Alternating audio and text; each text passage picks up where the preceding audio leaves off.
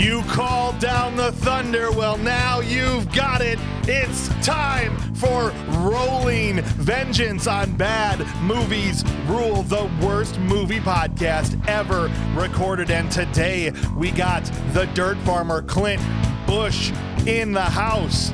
Sitting next to him is Curt, the machine punter Mummer. And in case that's not enough, we got the manimal Bob Hauser here. It's going to be a barn burner today. I'm your host, James Hauser. Welcome aboard. Let's go. I should have said, let's roll. This guy already starting right out of the Curt gate. didn't do a pun. He was waiting for you. He's only allowed 3 puns in the intro, else you'd shock therapy him. Just in the intro, yeah. So let's dive in, guys. What do you say we just jump straight into Why don't we just roll in? the? Oh, dang it! I missed another We opportunity. should count how many times he misses it. Well, what I didn't miss is, here's, before I even get in, quick plot synopsis so that nobody's lost. This movie's got a real basic plot. Yeah. Yep. Real basic. Real basic. Basic. Rednecks hurt people. We run them over with an 8-ton monster truck. The end. There you go. That's pretty much. We can go home now. Let's crush a buffet. Let's get out of here. God bless Canada. That's right. It's interesting, though, that it's a Canadian movie, but it's set in Ohio? Ohio. Yeah. License plates were Ohio. And the bad guys talk about how they were from Arkansas, Yeah. but it seems like it's set in Alabama, right? So I don't know. It was just all kind of definitely a whole confusing lot of to me. redneckery in this one. It could have lot been of southern Ohio, because southern Ohio is near Kentucky. Well, we always say Wisconsin is the south of the north, and could have easily been set in certain parts of Wisconsin too, and I think we would have been true. okay. That's true. The garb might have been a little different, but the sensibilities would have been similar, I think. There would have been more notice of the mosquitoes, probably. Oh yeah, hey there. Oh, yeah. Oh yeah. So all Give a right. yank and yingle, yeah, eh? What I was gonna say is what I did notice rolling into this movie was how it kicked off with just one of my damn favorite tropes of all of the 1980s. Trope alert. Sweet 80s jams. Not just 80s jams, but 80s jams that sing about what's happening. Going on in the movie. Yes. Right. Yes. How often did that happen in this movie? Oh, yeah. It was just, we're driving the truck and we're singing about it. Yeah. Driving all night. And I'm thinking about my girl while I'm driving this truck. So drive it off the road. It was just fantastic. Do you remember that, dude? With Yes. movies, they used to do that. And, Yes, oh, absolutely. it's the best. What a way to start. I'm like, this movie's going to kick ass. Let's get it going. You've never been so wrong. Did that get you just hyped up? Like if I had another person in the room with me, I would have headbutted him like at the beginning of a football game or something. Like, Boom. Chest bump. Yeah. You gotta your son watch in there. that football Yes. head bumps, because occasionally somebody gets all psyched up about something that's in the game, and you're Yes. standing on the sidelines and they come off, and you go to high five him, and then Parker Barnett headbutts you right in the face, and he's still got his helmet on. What a dick! bro, he headbutted you. You didn't have a helmet on? Yeah, I was standing on the sidelines. He comes off the side. Wham! Oh, he What was a just dumbass. excited. He's just not very smart. No, Parker would have fit in this movie real well. Absolutely.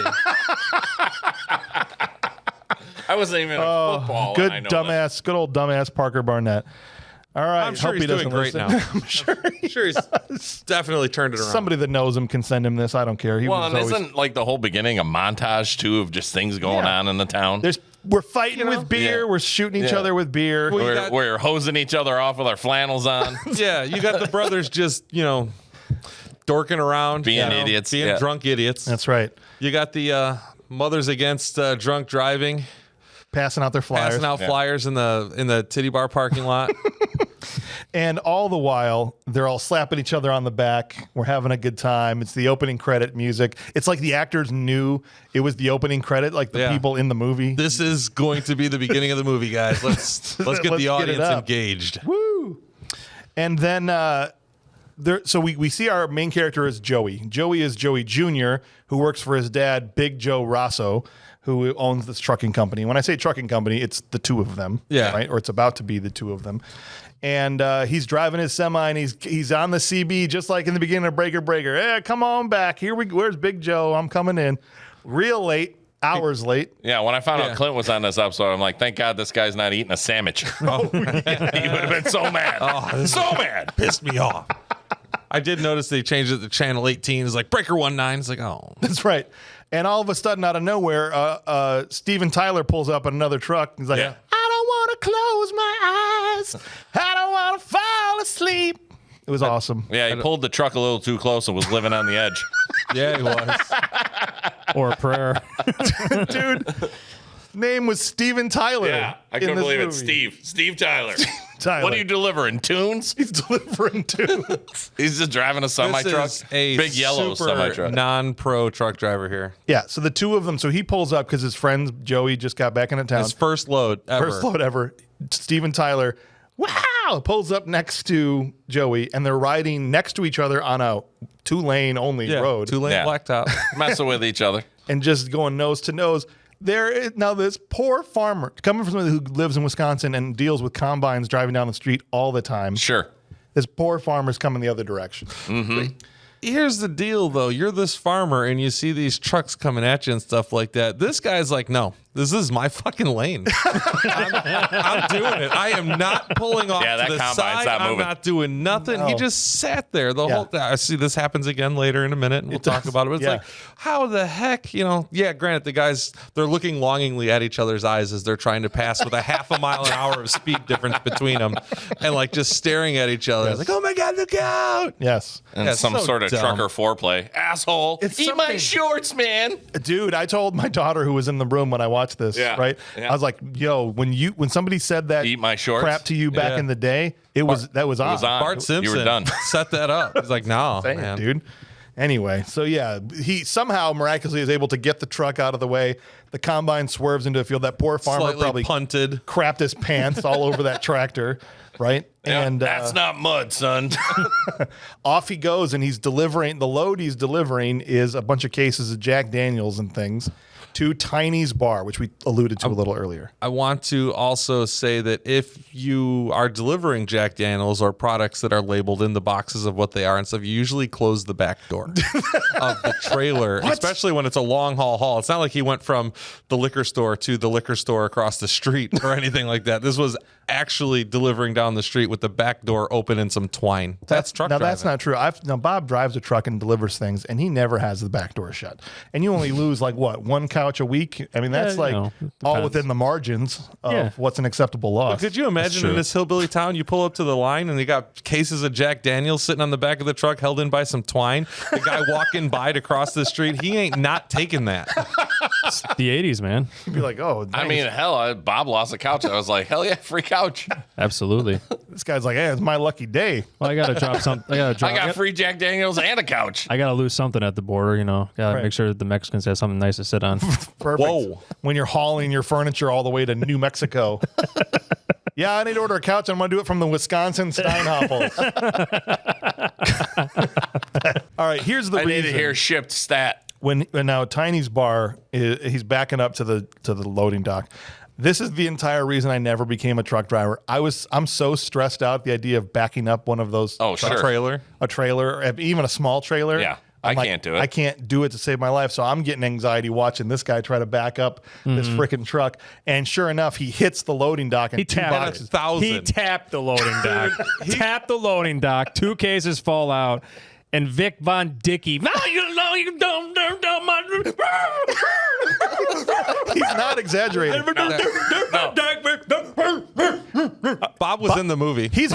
Listen, Bob has Loses wired. Noggin Yeah. over a slight crack in the box. Bob is wired into the exact performance that Sky gave. In Oh, the it's movie. obnoxious. You guys were workshopping that out in the parking lot before we came in, weren't you? No. So a little bit of background, this will help, because Tiny's Bar, which is a strip club / diner / used car lot, / DMV. is run by Tiny and his 5 sons. Well, not run by Tiny. His 5 sons don't do anything. Not well. No. And the 5 sons They're slackers. are slack, and they're the ones all sitting around, farting around, throwing beer Drinking at each beer, other being and whatever. stupid, yeah. And Vic is like the main of the brothers. He's like the oldest brother, we'll call They him. were coat hanger babies. He's the brother Yeah, they're all inbred hillbillies. whose mother that the dad actually liked. Right.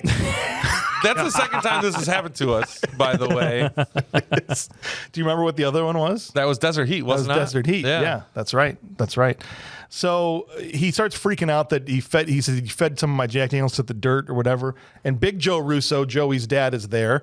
And Which I didn't realize that was his dad at first. not at first, but he gives this great line to Vic, who's like, Yeah. he goes, Vic, someday someone's going to punch you in the mouth and ruin your sex life. Good stuff right there. But this is 3.5 minutes into the movie. Greatest Canadian like, line ever delivered. Here we go. Here we go. Let's go. We're not pulling punches here. Now they're kind of Big Joe Rosso, and it's got a little bit of a face-off with Vic going. And this is where Tiny actually comes out. We see Ned frickin' Beatty for the first time. Yeah, comes out dressed like the Squirminator. Dude, Has the weirdest parted Dolly Parton looking hair ever. can I just paint a picture for people here? Yeah. He's got a bolo tie, Yeah, like a Over bolo a whip tie. Yeah. T-shirt, Yep. leather jacket, and a pompadour with only about 20% of the hair required for a pompadour. Yeah, it's just the outside is like curled in. Yeah. You almost look like Bram Stoker's Dracula. Yes. Like just this weird flat top. It was terrible. I mean, it was awful. And he's missing a front tooth, which I got to imagine he had a cap that he just pulled for the movie because he usually has a tooth there. Sure. And he looks perfect. And Ned Beatty is all in this entire movie. Absolutely. Yes, 100%. And so he smooths things. I'm sure Joe's going to cover the 2 cases and everything's fine, boys. Stop being dingleberries and all that stuff, right? He should just slapped his kid in the face with a broken glass. He should have done did. something growing up because these kids, they're all grown men at this point. They don't know anything. And here's our first example of how idiotic these kids are. It's like I gotta stop saying kids. These grown-ass adult men that are the sons of Tiny. The next scene, they're like, well, it's Tuesday, time to chuck beers at cars. Yeah. Like, this is how they entertain themselves. There has been, at this point, I think we have the Mothers Against Drunk Driving, handing out Passing their out posters, flyers, handing out their flyers, talking about there's been too many drunk driving accidents happening. We don't know yet, but we're about to find out that it's all Tiny's kids. It's like they are the drunk driving problem. It's like these 5 people alone are the drunk driving problem in this entire province of Ohio. So Big Canada. Joe Rosso is left in his car. Joey is trailing behind him in the semi. And these drunk idiots are on their pickup truck, get in between the two of them, and they're chucking full beer bottles at Joey's rig. Yeah. After they just got done losing their mind over Jack Daniels. Yeah. Right? Like the spilling liquor, Yeah. right? And Joey, to his credit, is not having it and starts to hit the truck and almost send it into a spin. It was wonderful. And I'm like, it was Dad that got on the CB and said, hey, back off, leave these guys alone. Yeah, they pay their bills. We need to. Right. Yeah. But They help this pay the is- rent. You know how much of a jackass you got to be to take on a semi In a pickup. in a pickup truck Well, or just any vehicle? People in general. Like, I mean, you're an I'm not idiot. out I whipping am a beer at moron. people. I've never been like. I am an idiot, okay? I used to drive a 1988 Dodge Omni, Okay. the fastest car in the world that I owned at that time. And I had a semi-truck driver that actually cut me off on the road, maybe intentionally, maybe not, but he didn't have a trailer on it. He just like cut straight over. I had to slam on the brakes to avoid him and everything. So in my wisdom, I zip back around. We're on a 94. I zip back around him. I get in front of him. I brake check this guy. And he's back axles hopping the whole 9 yards. no. Oh, it was great. It was fantastic. And then I learned something that semi-trucks without trailers on them are fucking fast. I could not lose that guy. I could not get away from this guy. I actually hit a cloverleaf a couple of times to be able to like drive away from this guy enough to where he quit following me. Like that was a problem. Yeah, you don't mess with the truckers, dude. That's the thing. They got nothing else to do. Yeah, they're bored. Like, especially ain't got a trailer on. He's got no place to be. They have a hole in their sleeve so they can take a dump in. You don't mess with them. Those guys are, That's for real, for real. that's for real. So Joey's dad tells him to back off. And you're right. When he gets home, Joey's pissed. He's like, why do we haul for these guys? They're idiots. They're morons. And Joey's dad is like, hey, they Steady pay the bills, business. man. Like, it's Yeah. steady business. And that's where he shows him, look, I bought a new rig. This is my new truck. And it says Big Joe Russo and And son. son. Yeah. We're going to do this together. And it's actually really cool. family moment. And that's kind of what the next little section of the movie is about. Like, look at this awesome family. Look how great they are. Look You how bought me a close they truck? are. Oh, I bought me a truck. Brought me, you get this truck. You get the one you've been driving. You get the one you just crashed into somebody, dummy. Walk inside. It's little 6-year-old sis's birthday party. Yeah. He's obsessed with Dolly Parton's boobs. She That is. was Most random. What the It was a little WTF. awkward. You have a daughter that's never happened to either of you? Well, not yet. They will No, ask you some mine's- things. They will ask happen. you things. Mine's for quite sure. young. There will be I moments have your it- daughter I- innocently says something. It's like, But never like that. how are we going to have to? Yeah. So the line Bob is referencing is as Big Joe is tucking his little daughter in at night, she just straight up asks him, Dad, when am I going to grow some boobs? And Joe, his eyes get about as big as saucers for a second. He's like, good night, honey. I don't know. Ask Maybe your in mother. a few years. Yeah. Eventually. Hopefully never. And hopefully never. She says, I hope I get big ones like Dolly Parton. Dad, when will I be old enough to shake my ass at Tiny's bar? You know, Basically. what is she talking about? I don't know. But this is all to establish how, kind of fun and friendly this family is. And we see some other things happen, like his wife buys Big Joe a new jacket with the new business print Logo on on it. it. Yeah. And he's like, God damn it, I like you so much. Yeah. And there's this really cool moment between them. They're having the sis's birthday party. There's a knock at the door. This is where we meet Misty for the first time. And it's kind of gross. Literally, this is how the interaction goes. Opens the door. Hi. Make out immediately. Yeah. Grab He's ass. like, I got to go out Pick to the up garage into picture. and work on my projects. Stop, Joe. They can't see us. That's about literally Nailed it. around the corner from a 6-year-old's birthday party. Yeah. She's like, oh, little girl's birthday parties get me so hot. I remember when I was 6. This is exactly how it was. And I Right. asked my dad about boobs. Right. And they came, boy, ever. Oh, wow. Ridiculous. Oh wow. I'm knocking down salt shakers left and right. I can't control them. Smashing beer cans at the county fair. But this is the first reference we hear of the project in the other garage, Yes. right? Before he goes to see his girlfriend, he says, Mom, can I be excused from this birthday party? I want to work on my thing I'm working on for the upcoming thing that we're going to, the event of what I remember what it Yes. was, some kind of Big trucking Monster event. truck trucking competition. event, whatever, something. They don't even reference monster trucks. No, at I this know, point but, yet. we know. Well, we know the name of the movie We is knew. Rolling Vengeance. Yeah. Monster Truck is on the cover of the movie. Everyone that's watching knows, and everyone knows he's But we building didn't a know monster yet. truck in there. But the people don't, not yet. And so he decides to take his girlfriend for a drive. Joey's like, hey, let's go for a drive in my dad's new truck. And they drive through town, and this is where she sees Tiny's, and she was part of the people handing out flyers, Moms Against Drunk Driving. And she asks the same question, why do you deliver for these jerks? And he says, oh, it pays the bills. And then they just make out again all over Dad's new truck. Yeah. Right? That's what you do. I left some love stains in the back seat. He tried. He was like, she was not interested. I don't think at this point they've done the deed yet. They're air breaking it in. And he goes to drop her off at her house, and he asks her, almost like a salesperson trying to close, like, so would you think about maybe would you like to purchase this Buick and you get back to me? Right? Like he's seriously like, so would you think about my offer, please? And she's like, oh, I think about it every day. But we gotta leave room Just for can't Jesus. find the right guy. Right. That's right. And off she goes. And so this has done a really good job of establishing the family. And then the next time we cut back to the 5 dingleberries in the barn, they're playing beer bottle football, basically. You played football. Yep. Did you guys play organized? I don't. You didn't. No. You? What? Football? You played flag football. I played as flag a little football, kid, right? yeah. There was a drill in high school. Do you remember the Oklahoma drill? Mm-hmm. Where it was basically like 2 linemen on each side, 1 linebacker, 1 running back. Yep. And it was just like at a very narrow lane. Yep. And it was like hike and go, and the lineman would block, and the linebacker would try and get the running back. But it was my least favorite drill because it was like you just get your bell rung every time. They don't That even was the do point. it anymore, Yeah. right? And you'd come across the line and just get hammered by, I got sandwiched between Magala. Remember Magala? Magala and Green. Yeah, dude. Dude, I Magala got was a hammered. fullback that was the size of one of the semis in this Yeah. movie. I got absolutely destroyed between those two. Yeah. And so, but I was like, imagine doing the Oklahoma, but chugging a beer right before you had to do it. That would be With great. no gear on. puke. That's exactly what these guys are doing. And then out of nowhere, they're like, oh, crap, it's Wednesday. It's time to chuck beer bottles at cars again. Oh, yeah. Like, it's their job. Yeah. This is how dedicated they are to this activity. It's a Grass Lake Road tradition.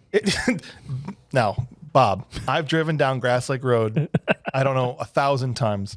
Not once did Confederate flag wearing donut munchers from Canada ever chuck beer bottles at my car. You never gone further in, like into the neighborhoods. No, you're right. I didn't. I avoided them.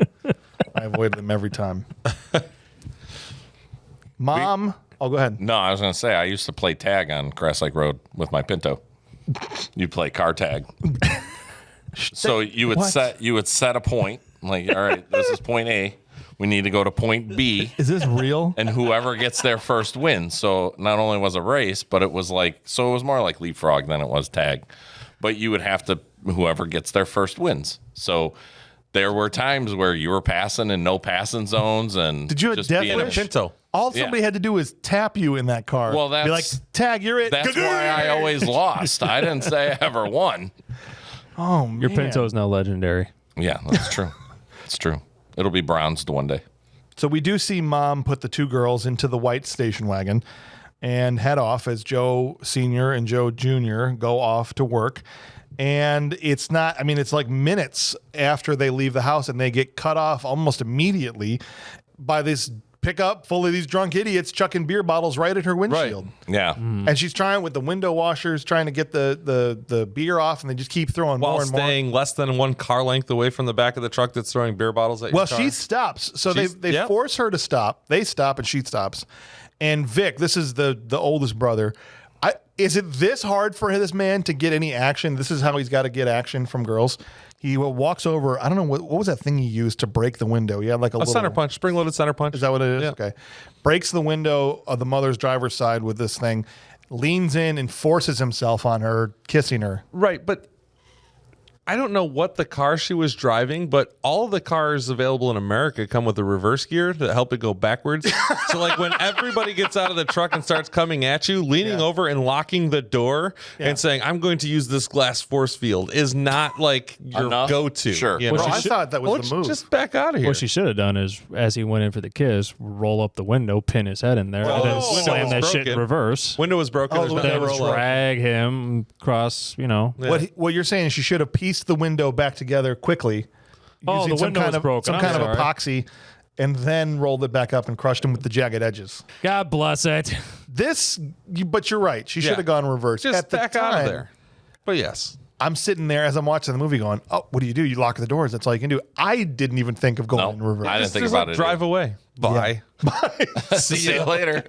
I guess that's true. Gotta go. Because now I do think it's funny though. It's like early in the morning, I'm guessing, and they're It's all out work still time? drinking and Probably from the and night boozing. before. Yeah, like they haven't even stopped. That's what I'm saying. They Yeah. realized That's it why was they Wednesday. realized it was Wednesday. It's like, holy crap, it's tomorrow. And you know what they do on Wednesday? They make out with women. They chuck beers at cars. They go and get some Every day. action. Every day that ends in Y. Let's go. That's what it is. So she does now, after the kiss, she does hit the gas, get around the truck and take Yep. off. And she's trying to get away forward instead of backwards. They get back in the truck. They take off after her, get back in front. She tries to pass them, and now they're pacing her. They will not allow her, whether she slows or speeds up, to get back in the correct lane. Right. Right? So they're, again, side by side like those two semis were earlier. Right. But again, at this point now, we've got Steven Tyler driving Yeah. over the hill, He's like, coming at him. "That And like, dude looks like a lady." they show him looking and he sees, like, literally, he's at the top of the hill. Yeah. He's looking for it and he sees it. And there's that moment in his eyes, like, oh my God, there's these cars coming. You look back and it's a mile away still, coming up the other hill. And then it shows you this tense scene of the cars going the same speed. She slows down, they slow down. Speeds up, they slow down. All this, everything. Yeah. But the truck driver never Steven Tyler. does anything but keeps driving at exactly that speed while closing range. So, like, they can't just stop. Like, if he would have stopped, nobody dies. And the movie doesn't go forward. So literally the plot was between the brake pedal and the floorboard in the semi truck. The semis also take a long time to stop. They do. There was that much room. The shot was shot in a way. It was like, dude, there's hours to stop. I was reminded of like Austin Powers, where they're like, no, stop, where he's on a steamroller, but there's like 6 hours to like, yeah. It did feel like there was a good 15 seconds, which is a lifetime in this scenario. Yeah. A good 15 seconds of them, like, now the truck's coming the opposite lane. Steven Tyler. We already see them. They see each other. They see each other. And here we They go. see them. I mean, I feel like there was 6 cuts back and forth, and I'm like, any of these times, apply the brakes. Yeah. Right? her or him either. Let's wait until the last minute and then swerve. She That's the other swerves. thing. We've got a left-right thing here too. She swerved her passenger side kids into the front of this truck, and the truck just rolls this car right down into the... Yeah, and instead of swerving left and going off onto the shoulder, she just like Turns brake sideways. slides this thing sideways in the middle of the lane. Good stunt work. That was all she wrote for that poor lady and her It's what two kids. starts the vengeance. That's right. So these vengeance three fuel. These three women, the mom and the two daughters are pronounced dead because it smash cuts from this straight to the funeral. Yeah. And it's like, oh, That sucks. really sucks. You feel like right Yeah, away you see the feel for dad and the family. son standing there. Yeah, the two Joes. I thought this was something the movie at least did effectively. It made you care about this family. And I'll tell you, as we go through the movie, this was the first time in a while, out of these movies we watched, where I thought a film really, really made me hate the Bad guy? guys. Oh, Yeah, for real. absolutely. For sure. Yeah, I kind of put myself in that same predicament. I went, What would you do? all right. I get it. It'd be Yeah. go time, dude. Yeah. Oh yeah. That'd be all she wrote, brother. The Pinto would be getting some iron-sided plating. Bro, it'd be like Mad Max style Pinto, all yeah. that stuff. I would put the steal- cow catcher on the front. Yeah. Steal one of my box trucks and put 2 giant spikes where the headlights used to be. Yes. Oh yeah. Bro, it'd be like machine guns like in Death Race 2000. That's it. It's twisted metal I time, would baby. literally. I'm sweet toothing this. You're a truck kebab now. Seriously. And Misty comes by after the funeral. She comes over to Joey's house. Sorry. Bring some food. I'm sorry. Here's a dilemma. Who the fuck names their kid Misty? Well, dude, Well, I they were don't gonna know. work at a stripper. It was the only business there. Was a strip club. You're gonna bar. show up with papers for Jesus and try to hand it to these bars with a daughter named Misty. Yep, what I'm that's saying. it. I do love that she came over with like a casserole. I was like, here, my mom made this for me because you don't have one. And your dad, dad's only making a couple of sandwiches. And Yeah, think about the 80s, though, too. Mom was at home taking care of the truck driver family. So, I mean, that's a legit thing. Yes.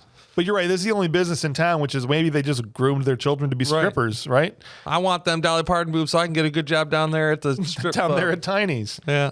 They named her Misty. She just didn't want to do it in the end. I would have loved at that moment if Joe was like, hey, yeah, thanks. I appreciate the casserole. Just so you know, I'm not going to be able to give you this casserole dish clean because our dishwasher died this morning. Oh, dude. As heartless as that seems, Misty isn't much better. She's like, are you okay? Yeah. Are we still hanging out? Why are you mad? Well, the father and son can save money on Christmas presents. Oh, yeah, that's true. It's actually kind of a sad scene here. Big Joe, after Misty leaves, kind of gets the cold shoulder from Joey. Naturally understood. Sure. We get the scene of Joe just kind of walking through the bedrooms and playing his daughter's music Joe box. Senior, Joe yeah. Senior, and it's kind of a sad moment there. Speaking of Sweet Tooth, man, that when all those music boxes were going off, that's all I could think of was the ice cream truck from Twisted Metal. Music boxes on their own are great. When you play 20 of them at the same time, It's creepy. horrifying. Yes, absolutely. Horrifying noise. It's nightmare fuel. Just turn them all on. I did like the sweet electric guitar version of Amazing Grace playing in the background. It's almost 80s. It's supposed to be like this sweet scene. Yes. And he's just like in the background. Yeah. Like, that's about as soft as the 80s could get for these heartfelt moments. So the Redneck brothers are now sitting around a table over at Tiny's, kind of with their heads hung low. And Tiny comes over. And did they ever besides Vic, did any of them ever have names or that are spoken in the movie? I know in the credits they had names. I didn't learn them all. I was literally calling them like Mope, Rope, and Dope. I think it was, I think they became more clear once near the end when they started kind of Dying. Yeah. We go inside. We see now, this is the first time we even see this place as a strip joint. And let me tell you, the girl that was on the swing is the definition of the lights are on and nobody's home. Right. Those are the see boobs that look? look terrible. The look on her face was just like just the keep- most vacant look on anybody's face I've ever seen. Yeah, the wheels are spinning, but the hamster's fast asleep. Yeah. Just keep swinging. Just keep swinging, swinging. You said you felt bad because you can't remember their names. Yes. There's a scene here where Tiny is sitting down after the first two are dead. We'll get to it in a minute, but he's legitimately like, you guys don't even feel bad because of your brothers are dead? Yeah, like, no, he literally, forgets their name. He like even gestures to the 2 chairs and can't figure out the names in his own head. So it's You're like right. the movie even alludes Yeah, to that's Yeah. later on, right? Dad can't even recall these kids' names for sure. So Tiny's pissed off about the accident, and one of these idiot brothers just goes, "Well, she tried to pass on a hill." You know. Were you driving drunk again? No. Tiny's upset about it. Yeah, Tiny's Yeah. mad because he knows this is going to Like, bring who a the whole hell's gonna bunch of stuff. Who's gonna deliver my jack? Right. And I'm just, do these dingleberries have a job? Like, do any of them have a job? Is this their job? They're just killing like, people. Sit around. They were taking care of the warehouse. The oldest that's son it? was trying to keep them together in the warehouse. I don't understand how this warehouse is big enough to have needed a warehouse, this bar and everything like that. It's like, okay, they got Jack Daniels and probably frozen pizzas, other bar things. That's it. But they had an entire warehouse, not a bar. This is also the first time he says, "Your mothers would be ashamed of you," and he alludes to the fact they all have different moms. Yes. Which I'm assuming were all strippers that stripped at Tiny's, and so I'm assuming Seems Tiny's legit. just impregnating strippers that work for him In Arkansas at this point. in Arkansas at this point, and now he just raises all the kids, essentially. Well, That's what it seems like. They probably threw beer bottles at the cars and lost the moms. So we go to the court, and this goes about as well as you think this court would go. Yeah, there's They- a court hearing now. Yeah, all of a the sudden, trial. right? Just see if there's enough evidence to, go to trial on this matter with Vic. And even on the stand, Vic is still a slobbering Neanderthal, right? He's like, "Well, whatever, I had a couple beers. two. Get What's the over big it." deal, Yeah. right? I'm like, bro, you are in court right now. And they're like 2 or 3 or whatever he said, one like or 2 or I had one or 8. two. Which was it? 1 or 2? 2. Yeah. Right. And Steven Tyler gets on the stand and he's like, "I'm crying because I hit her." Sorry. And people are going to appreciate my Aerosmith jokes, Curt. They're awesome. All right. I'm glad somebody wrote him. He said they sped up. This is his testimony, right? He's saying she was trying to get around him, but they sped up because Right. she couldn't. And the attorney asks this question: "Well, did you actually see Vic step on the gas?" And he's like, "Well, no." And wasn't he's like, in the "Well, car. case dismissed." Like, that's Yeah. it. Have you ever driven down the road? And Can you seen tell a if a car car is coming going a normal faster speed at and then you? it starts going faster? Especially when 2 cars are passing and a car pulls out and is passing and has a passing speed and all of a sudden that passing speed disappears. I mean, it's obvious. It's not like, did you actually see him press the throttle? It's What stupid. kind of a question is that? Of course, you can't see inside the person's car Right. to see if they actually press the gas. Right. Like, well, the court and the judge is like, "Well, that's pretty ironclad evidence right there. I don't know. He Like, didn't see it. Well, yep. Couldn't see him press the gas. Guess that's it. Well, Case we're out of dismissed. here. $300 fine." Yeah. Stop Yeah. driving drunk, please. Joe Senior is like, "They should be strung up by their balls" in the middle of the court. And and the whole like crowd erupts in They're the. going crazy. Yeah, We're let's going to go ahead and overlook your We're gonna lynch transgressions him. because of the bad things that have just happened to your family. And even these dingleberries walk out of the courtroom. They're high-fiving each other. Three Oh, yeah. people died. They're making rude comments to the father and son as they're leaving. Right. Yeah. Like, "Oh, see you soon." Dur, dur, dur. I guess you could say the system is rigged. Big rigged. I get it. Oh, sorry. I'm the button guy. This is now one of my favorite moments in the entire movie. They're driving home. Now they've just been defeated at court. Big Joe Russo and Joey. And they stop their car right in front of bar. Tiny's. Yeah. And Dad, just like in the all-time freaking dad move, he It's just great. looks at his son and goes, "I feel like a beer." Yep. And I'd be like, "Hell yeah, Dad, let's go." go. Right? Right? Yeah. Yeah. And Dude. they know it's all, like, what do they got to lose at this point? Right. Absolutely. I'd be like, "Dad, say less." Yeah. Like, But here's Let's the go. deal. They actually walk in and sit down at the bar, potentially looking for a confrontation and sitting down to have a beer or two. Yeah. I walk through this door at this point. I'm Big Joe. I walk Yeah. through the door, and there is no way in hell I even walk to the face of these people. They die before they know I'm there. Like, legitimately, they're on the floor dead. Let the cops come pick me up later. No, Right. absolutely. Well, and you kind of thought that was going to happen Right. because he puts a wrench, In his like a boot. giant, Again, like crescent another wrench in his sick boot. dad move, Yeah. right? Wrench in the boot. He knows it's game time. We know it's game time. And instead, he just walks in. They both kind of stand at the end of the bar, and we're like, I kind of thought the same thing. Like, why is he not just going right up to Tiny? And then it causes this whole. Well, they ordered her beers, and then as they're coming out, Vic grabs them, goes over there. He's like, "Is this your beer?" And then drinks it. And he's like, "Yours will be ready in a couple of minutes. I'll get it warmed up for you." And he drinks the other one. Yeah, and then he goes and I hear your son like some cold and pours them right on his head. Now, and then that was it. That's what starts the 80s bar fight. Not all dads are the same. But Bob, could you imagine? Let's say Mom, me, Rachel, killed in a car crash by these morons, and you and Dad pull up in front of a place, and he says, "I feel like a beer," and go in there with a wrench in his boot. How do you think that's going to go? Do you think he's going to go and sit at the bar and have a drink? No, two scenarios could happen. I don't even think the wrench would make it to his boot.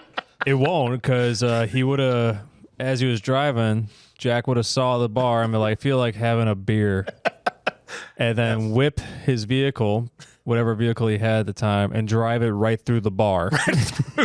With not a monster truck, just with his car. Just with the car. Right. I would have probably just been like, "This is happening." All Put the seatbelt on. This is happening. If it's Curt, he's going to back into the bar with his Pinto and pull the whole damn thing Probably up. would have just drove all the way through the bar. Yeah. And just kept driving, Yes. roll down his window, reach his hand out, grabbed the Miller Lite, chugged it, whipped it at a poor hooker in the swing set, knocked her off the swing set, kept driving around. Yes.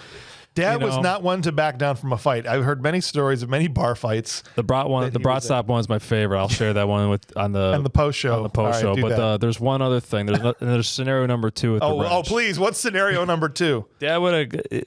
I'm going to say this, and if women have a problem with it, kiss my ass.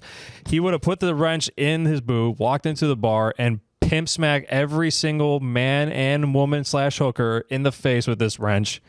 And shove child, man, doesn't don't matter. Never in there. Doesn't matter. Let me at him. Get Fully the Tiny. My dad used to get fully enraged, veins popping out of his neck, blood vessels, everything.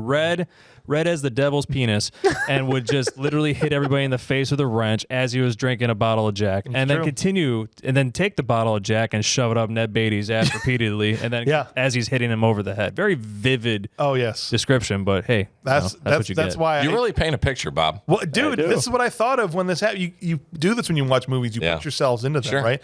And my dad, I've been with him at places when it's happened or almost happened, right? And I could tell the look on his face, and I literally that would have been him. I feel like getting a beer, and that's all he would have had to say.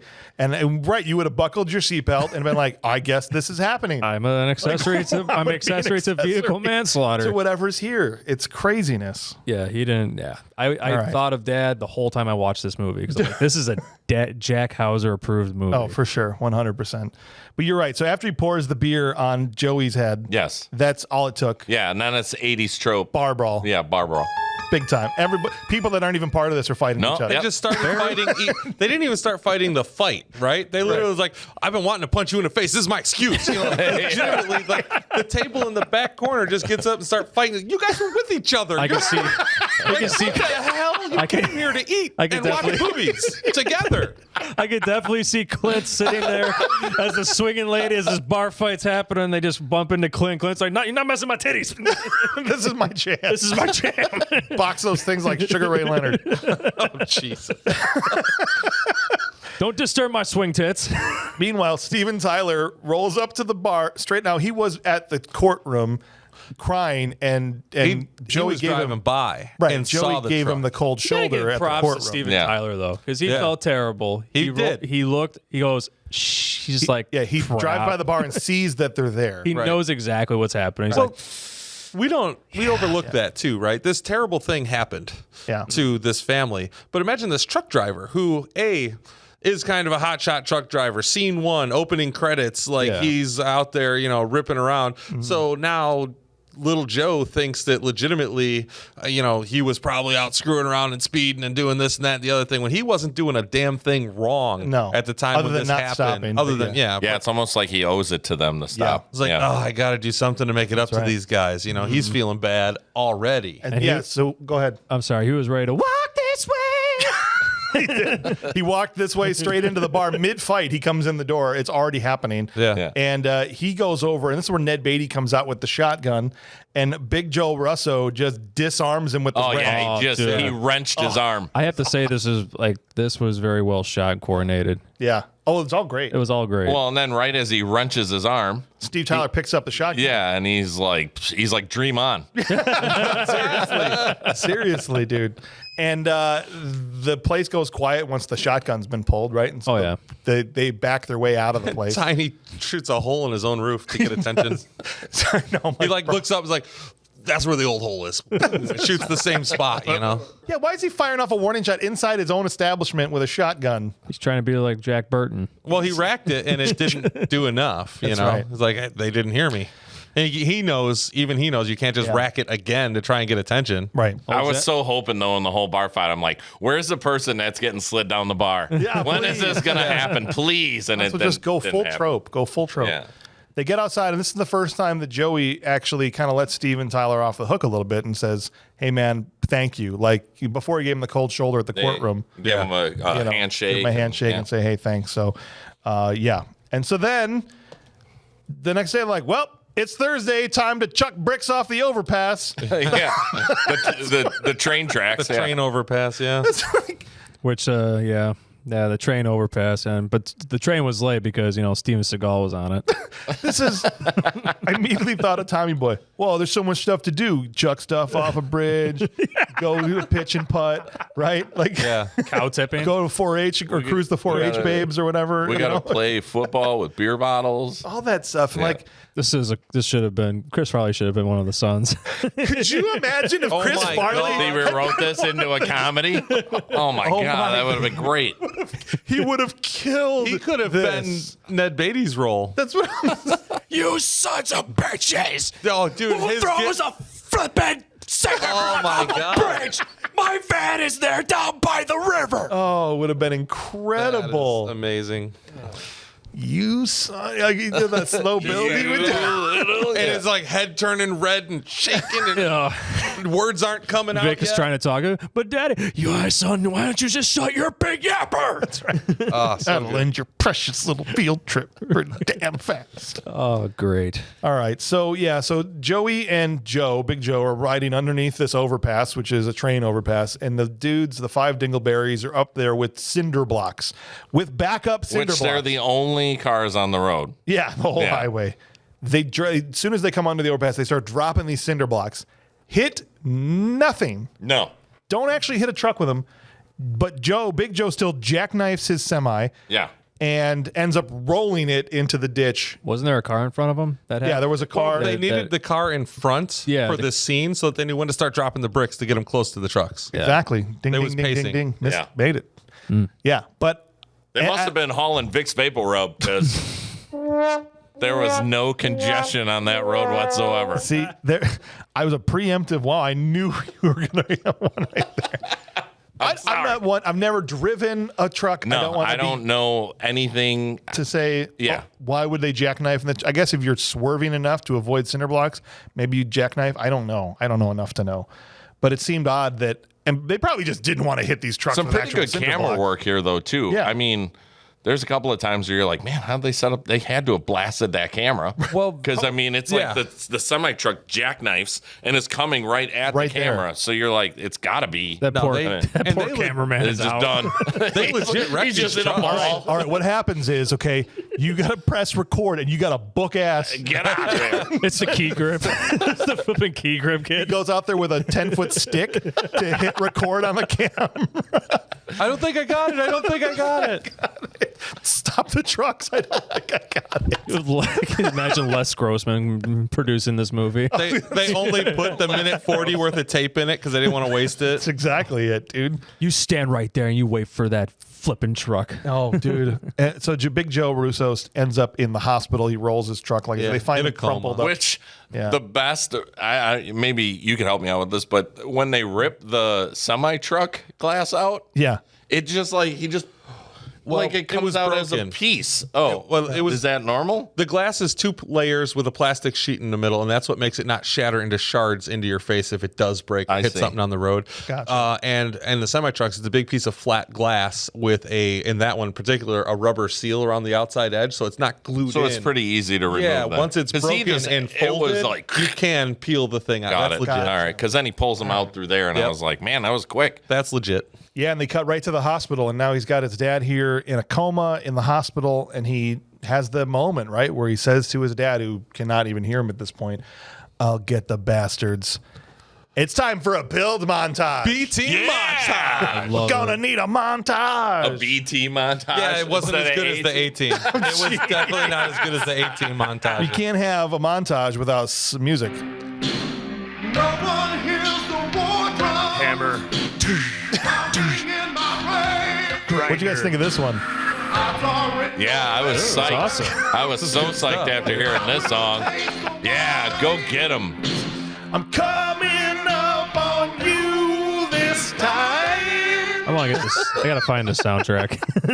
I can't find that song anywhere, bro. Oh, Anywhere. I had to pull that off the movie itself. that's awesome. Coming up on you this time, and he's going through the junkyards. Dude. Little Joey's pulling stuff off a car. I was looking and I'm like scrounging on the other stuff that you can see in the cameras. Like, what else could he have got? Was there a better option? Take And that that- was pretty good. I like that. I was like, Take that how rearview did he mirror. find a periscope in here? What? That's weird. Why is there a periscope? First of all, I'm like, is that Doug Masters' leg tape deck? Is what I'm Right, right. I get that. But then he looks at him like, why is there a periscope on the floorboard of this old Buick in the middle of a junkyard? Well, there was military stuff in the junkyard, so it's potentially possible. you know? Okay. Whatever. But it's inside this car. Yeah. All right, fine, whatever. You've never gone to a junkyard and taken a part off a car and saying, I'm definitely going to buy this. Like, I don't got the money. You toss it in some other car that's not the car that it belongs in. So if somebody's actually looking for that part, they don't find it. So you can come get it next week. That's super specific. Have you ever done that?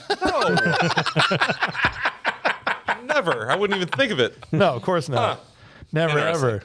And we Explains everything. I feel like somebody should be on trial right now.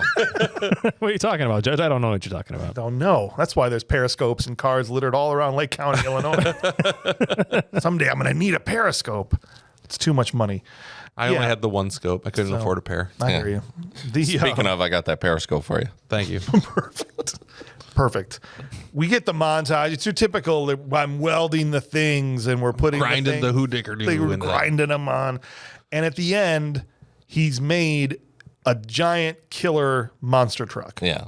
With like a box. And so instead of a regular cab, it just looks like a sheet metal box. Armor. You ready for my name? Oh, did you make a name off for I the did. truck? I did. I am ready. Hit me with it. Freightliner. Right liner. Yeah, I like it. I like Nice. That's good. So one of our it. patrons. It could have been a Peterbilt. Not as intimidating. I had the big old dinger on the front. Here of it, comes you know? the Peterbilt. His name is J.R. Christensen, one of our listeners, actually knew or had at least had conversations online on Facebook with Mike Welch a few years ago and got some inside info. So Mike Welch is the guy that built the truck, drove the truck for all the driving trucks, built two of them. 2 trucks. And then would later take them on, Rebody 'em, yeah. rebody them and take them and drive them in monster truck shows and stuff like that. Wow, cool. But Mike Welch also had a cameo in the bar too. One of the guys, he's the guy with suspenders on that gets in the big brawl in the fight. That's awesome. That's awesome. But yeah, Oh, I'm Mike gonna have Welch. to go back and watch it then. Mike Welch built it and drove these cars in. So that all the interior shots of Joey driving the Yeah, so he was Freightliner never really driving. is like him in a box, Yeah. somewhere. Yeah, a couple of springs on it. Right? Going do. But Mike Welch did all the driving, and dude built a sick ass truck. I mean, Yeah. I thought the thing was cool. Flame shooting out Could of you it. imagine getting, creative license to do something like that?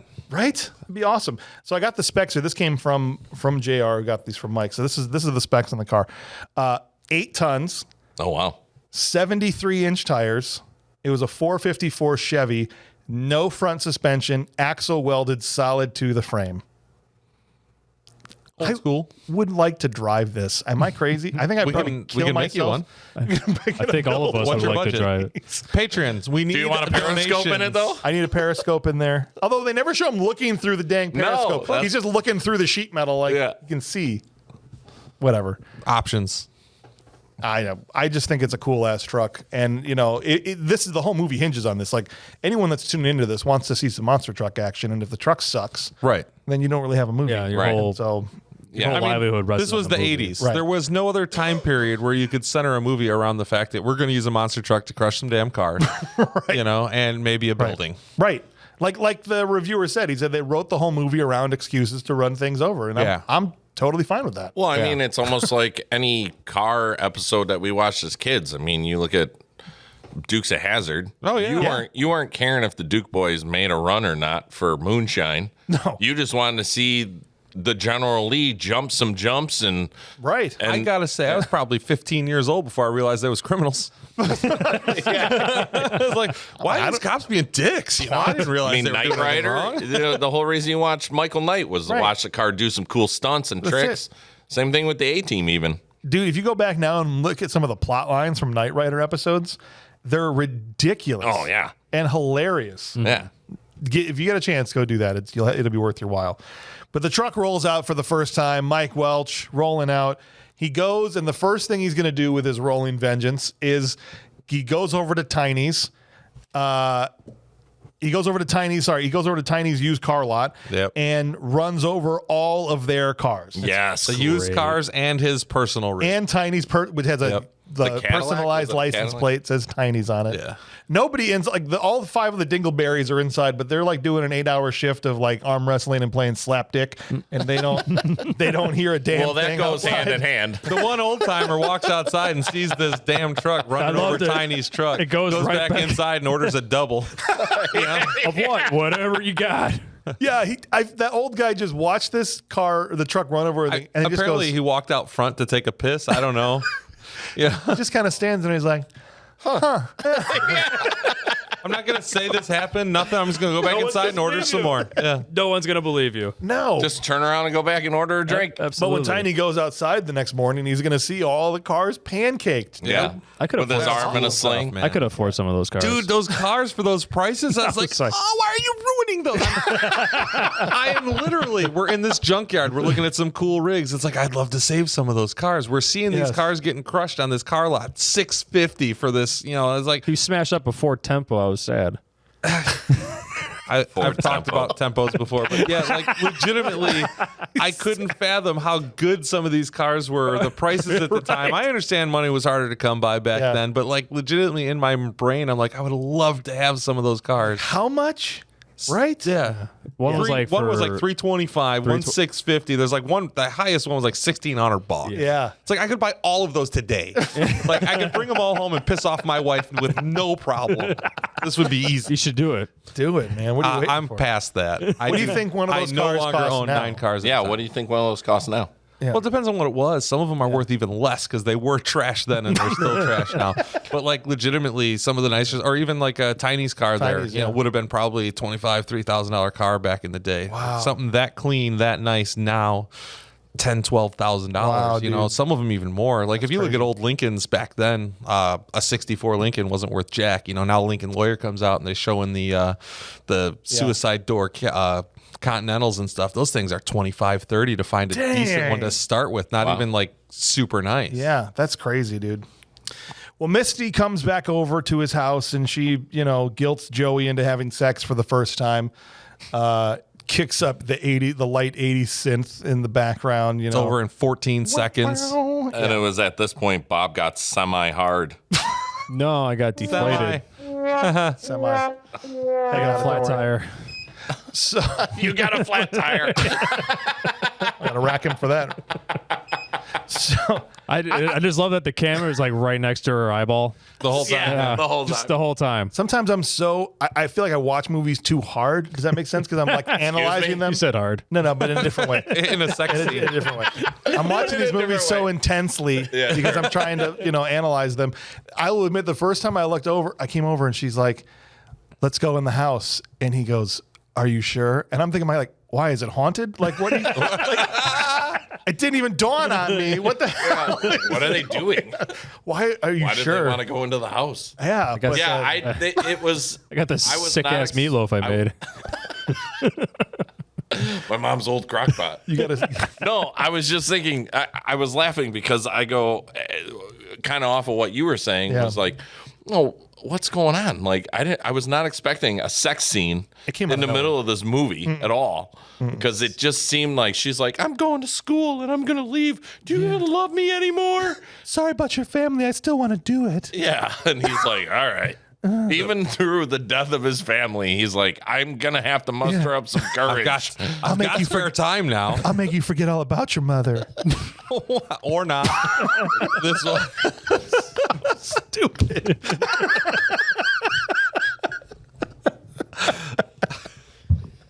Muster up the strength. Muster up the strength. I mean, it depends on what his mom was doing with him. Can we introduce one of my favorite characters in the movie who didn't show up till like the movie was almost over, and that's the cop Sullivan. Yes. The gray-haired cop. Barney Fife? Oh, Sly Sullivan. dude, he's so good in this movie. The first time they call him is when Tiny comes outside and all the cars are pancaked. And so he's looking around, and Sullivan, the cop, walks up to Tiny, who's now got his arm because he got wrenched in a sling. Yeah, he's all he goes, what happened to your arm? You slip in the shower? No. Tripped over my dick. Yeah, I know what that's like. Yeah, I know what that's That happens to me all the time. Without skipping a beat. Right back at him. Oh, yeah, it happens to me all the time. I know how you feel. Happens to me all the time. I'm like, immediately, I love this guy. cop. Yeah. Yeah, right? No Absolutely. enemies. Nothing, right? And he basically plays it off. Tiny does, like, oh, yeah, I don't know who could have done this. Yeah. But when he goes back inside, he knows exactly who is doing this, right? He goes inside. He says, I'd have to be shot in the head to let somebody screw with me like this, right? And he tells his boys it's either Steven Tyler or it's little Joey Russo. Yeah. And he goes, why didn't you tell the cops that? Because I don't let no tin-badged peckerhead do my leg work. Light work. Yeah. Yeah, light work. Yeah. And Ned Beatty just, again, Awesome. killing it in this part. Brings it. He's like, we keep this in the family, so I want you guys to go take care of Steven Tyler and Joey Russo Yep. and six the five dingleberries on him, basically. Yeah. Which they don't do this as a team because, we need to Pace it out. build the Can't tension. just kill all five of them in one scene. No. Right. That's ridiculous. That'd be ridiculous. So the first thing that happens is we get two of the boys coming out after Steven Tyler, who's driving his semi down the street, not bothering anybody. And he comes, they're driving a van, the two dingleberries, up next to him. And they literally lean out the windows and they're shooting shotguns at the semi. Yeah. Yes. First one right through like the floorboard area of the door. Like, okay, they're not screwing around anymore. Yeah. These aren't beer bottles, and now they're chucking bullets. Yeah. And eventually they get the smart idea to shoot the tire out. That's what actually stops the semi. They get out of the van. Go ahead. I'm a semi-truck driver. Yeah. Not really. Imagine I'm a this. semi-truck driver. Yes. How does this van stay on the road for more than, I don't know, 15 seconds That's what after I that was first thinking. shot is fired? There is no way, no how in hell that car is not in the ditch upside down. However, the plot does require him to be in peril. So we know that's why, but in reality, it's a quick, I'm now changing lanes. Yes, I'm going to pit this thing and turn it sideways in front of me and drive it into whatever. It's Done. over. He's not going to miss a thing. Yep. He's not. That's why he doesn't want to close his eyes. That's right. And he doesn't want to fall asleep because he'll crash. He'll crash. Right. You And he can't. doesn't want to crash this thing. No. You don't want to crash a thing. You don't want to get his dream on. That's right. That's right. But he does stop it by shooting the tire out. Now the two guys have gotten out of the van. In They're front of it, standing yeah. dead in front of this semi. Yes. Steven Tyler has laid down on the floor, basically, and they're just throwing bullets into the grill and the window, the front windshield of this semi. And this is the first time then we see freaking rolling vengeance While they're comes rolling. out. They're rolling down the road and he's on the CB. I got a mayday. I got Yeah. an ordinance towards town on Route 6. That's I right. don't know. Steven Whatever. Tyler gave Yeah. his position over the CB. And obviously, Joe, who doesn't want anybody to know what's going on, who he is, whatever, doesn't respond, just shows up. Right. Yeah. Dude, and then the first guy, so one guy runs into the van to take off in the van. The other brother freezes like a deer in headlights, turns into a mannequin, and then He's literally so scared. He turned into a mannequin. Bro, have you ever been Spring-loaded mannequin. It was like, Have you ever been so scared where your soul just drops out of your body and you literally just cease to exist? Yeah. you And just become a plastic just bottle become a plastic- from Target.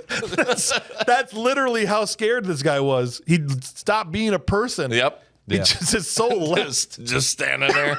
literally. It was like he died before we saw that thing come over the it was hill. like in hunting gear, like a Gander Mountain, like mannequin in hunting gear, holding this rifle. It's just a Bass Pro Shop mannequin standing there. Yeah. over and just plows through this mannequin. And now he's chasing the rolling vengeance truck. Is chasing the van. Yeah. And this is the first time I realized that there's That's a Hillbilly frickin' Jim, right? He's the one with the hat. wiener drill on this truck. Yeah, the wiener drill.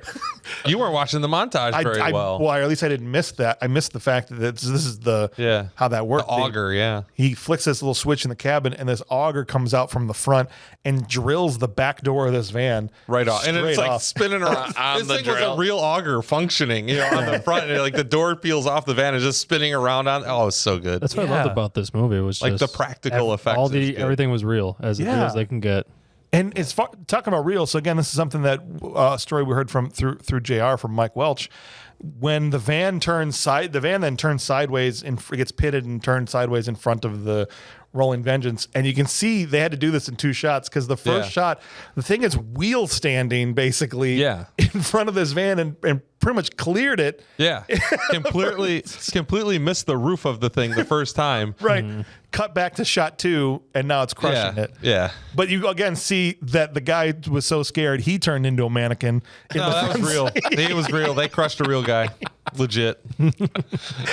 Bro, He was from a cowboy western store, though.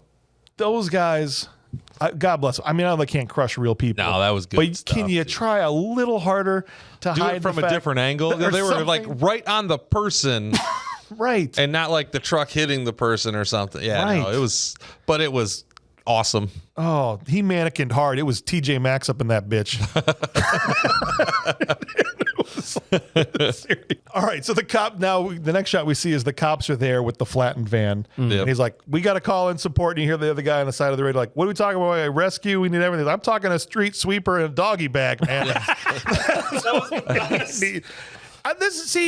And something I'll say now, but I will save it. I was going to save it for the end. You can write cops to be entertaining in movies. I Absolutely. find most of these movies, the cops end up Make being the them most bumbling boring idiots. parts, or they're just vanilla, or they're just using the procedural talk, and that's it. They don't have any personalities, Right. Or they're bumbling idiots, Yeah. or jerks, or whatever. But these, almost all the cop stuff, not just with Sullivan, but all of them, was great. Yeah. They're human beings. Yeah. Yeah, because they never like. How would any cop react to this? Right. Right. You're just like, it's a bad We got another flattened car. That's right. What could have possibly done this? At this point, they've never seen a monster truck. Right. This is exactly. we barely got Bigfoot at this point. We don't know what monster trucks I are. don't know. And this is when Sullivan comes out to the scene, he's like, we got some big questions to answer. Like, what the hell? Who the hell? How the hell? Why the hell? Why the hell? And when the hell? Hell Wait. yeah, all that stuff, dude. The cops are great. Fantastic. All right, so then Tiny, this is what you're referencing earlier. Tiny then has dinner with his 3 remaining spawn. Yeah, and they're all sitting in the same places that they always sit with 2 empty chairs Yeah. where there used to was. And they do say a prayer for their brothers and forget mid-prayer what their names are. Or Tiny does. He just Lord would like to pray for these other 2 brothers that aren't with us anymore. Walker and Texas Ranger. And yeah, all jacked up on Yoo-hoo and Mountain Dew. he chucks some mashed potatoes at him. we need some more mashed potatoes over here. Mashed potatoes, man. Now we get this scene I hated. What are you, Bumhauer now? We get Misty comes back over to Joey's house, This This is terrible. pissed me off. but Joey's not home. Yeah. And it pissed me off because this is the one that people bitch about, like, oh, let's go back to the 80s. It was a great time. Everybody didn't have a cell phone. But this girl gets saved by a damn iPhone at this point, right? All she has to do, remember when if you wanted to know if somebody was home, you had to go see. Yeah. You'd just be like, hey, Joe, you home? No? Okay, cool. Guess I'm not Later. getting raped. Yeah. It's just like, but because you had to go there if you wanted to see if your boyfriend was home, she gets there and he's not there, but 2 of the dingleberries are. Yeah. The worst part, not only the timing, like as this comes up, my wife and daughter had left. We started this movie, they left, they went to the store, they were coming back. Yeah. This is the moment they walked through the door. Oh, jeez. This is the first of this movie they see. Yeah. It wasn't necessary. It was completely unnecessary. You can allude to it. All right, that's cool. Or just beat her up. They didn't need to go as far as they did. They did. Yeah, they could have just kicked her ass. They could have ran her over with the car. They could have hit her. They could have ran her off, scared the crap out of her. She has a black eye or something, you know. You know, but they're probably going for, not defending it, but I'm just saying. I guess I am defending it. They were trying to make these guys. They were trying to drive it home and make these guys hate them as much as possible. Mission accomplished. And the next morning didn't make it any better. Right. When they woke up in the morning, no better. Just like high-fiving each other about it. Like, I mean, I was laying in bed watching this on my upstairs television, and I was like, yeah! When these guys got destroyed. Oh, yeah. Because Joey comes home not long after he sees her car. He's like, Misty, you here? And she's crawling through the grass. Yeah. Help me. She's all torn up, and the guys are gone at this point. It cuts to the next morning. They're in their truck sleeping in the forest somewhere. Do you think she's going to tell anybody this happened? Yeah. It's our word against hers. Like, oh, what a night. He's stretching like born for love. Yeah. And he said one of the one lines I hate. I was like, oh, dude. He's like, oh, I like it when they struggle. I'm like, oh dude, I know. I want to reach through my television and choke the life out of them myself, dude. Oh, like, it's terrible. Ugh. All right, I'm losing my place because I'm so mad about this. Yeah, all right. So then they start to chase them down. Thank you. Yeah. Yes. So Joey finds, I don't know how he knows where these guys sleep in the woods. I don't care. At this point, I'm Monster like, truck GPS out the window. It's monster truck GPS. He knows right where they are. He knows right where they are. Yep. Freightliner comes barreling over the hill. Here comes rolling vengeance. Horsepower mufflers though.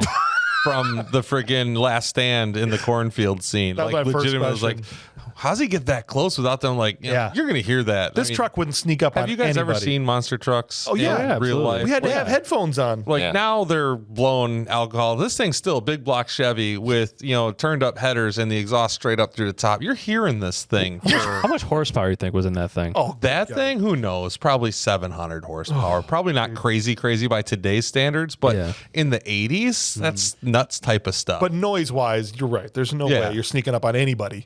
And these dingleberries in the woods practically get run over before they even see the thing there. They are able to get away, but they separate. So little Joey is chasing the first dingleberry through the cornfield, which is a great shot. He's running through the corn. It was amazing. Yeah.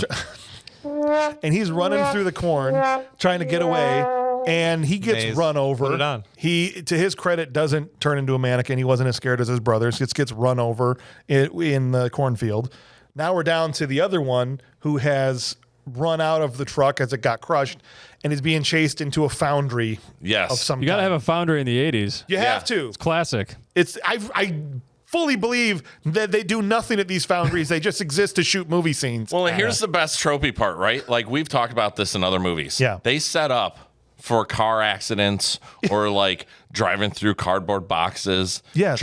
So they So like you got all these things. Well, now they got size.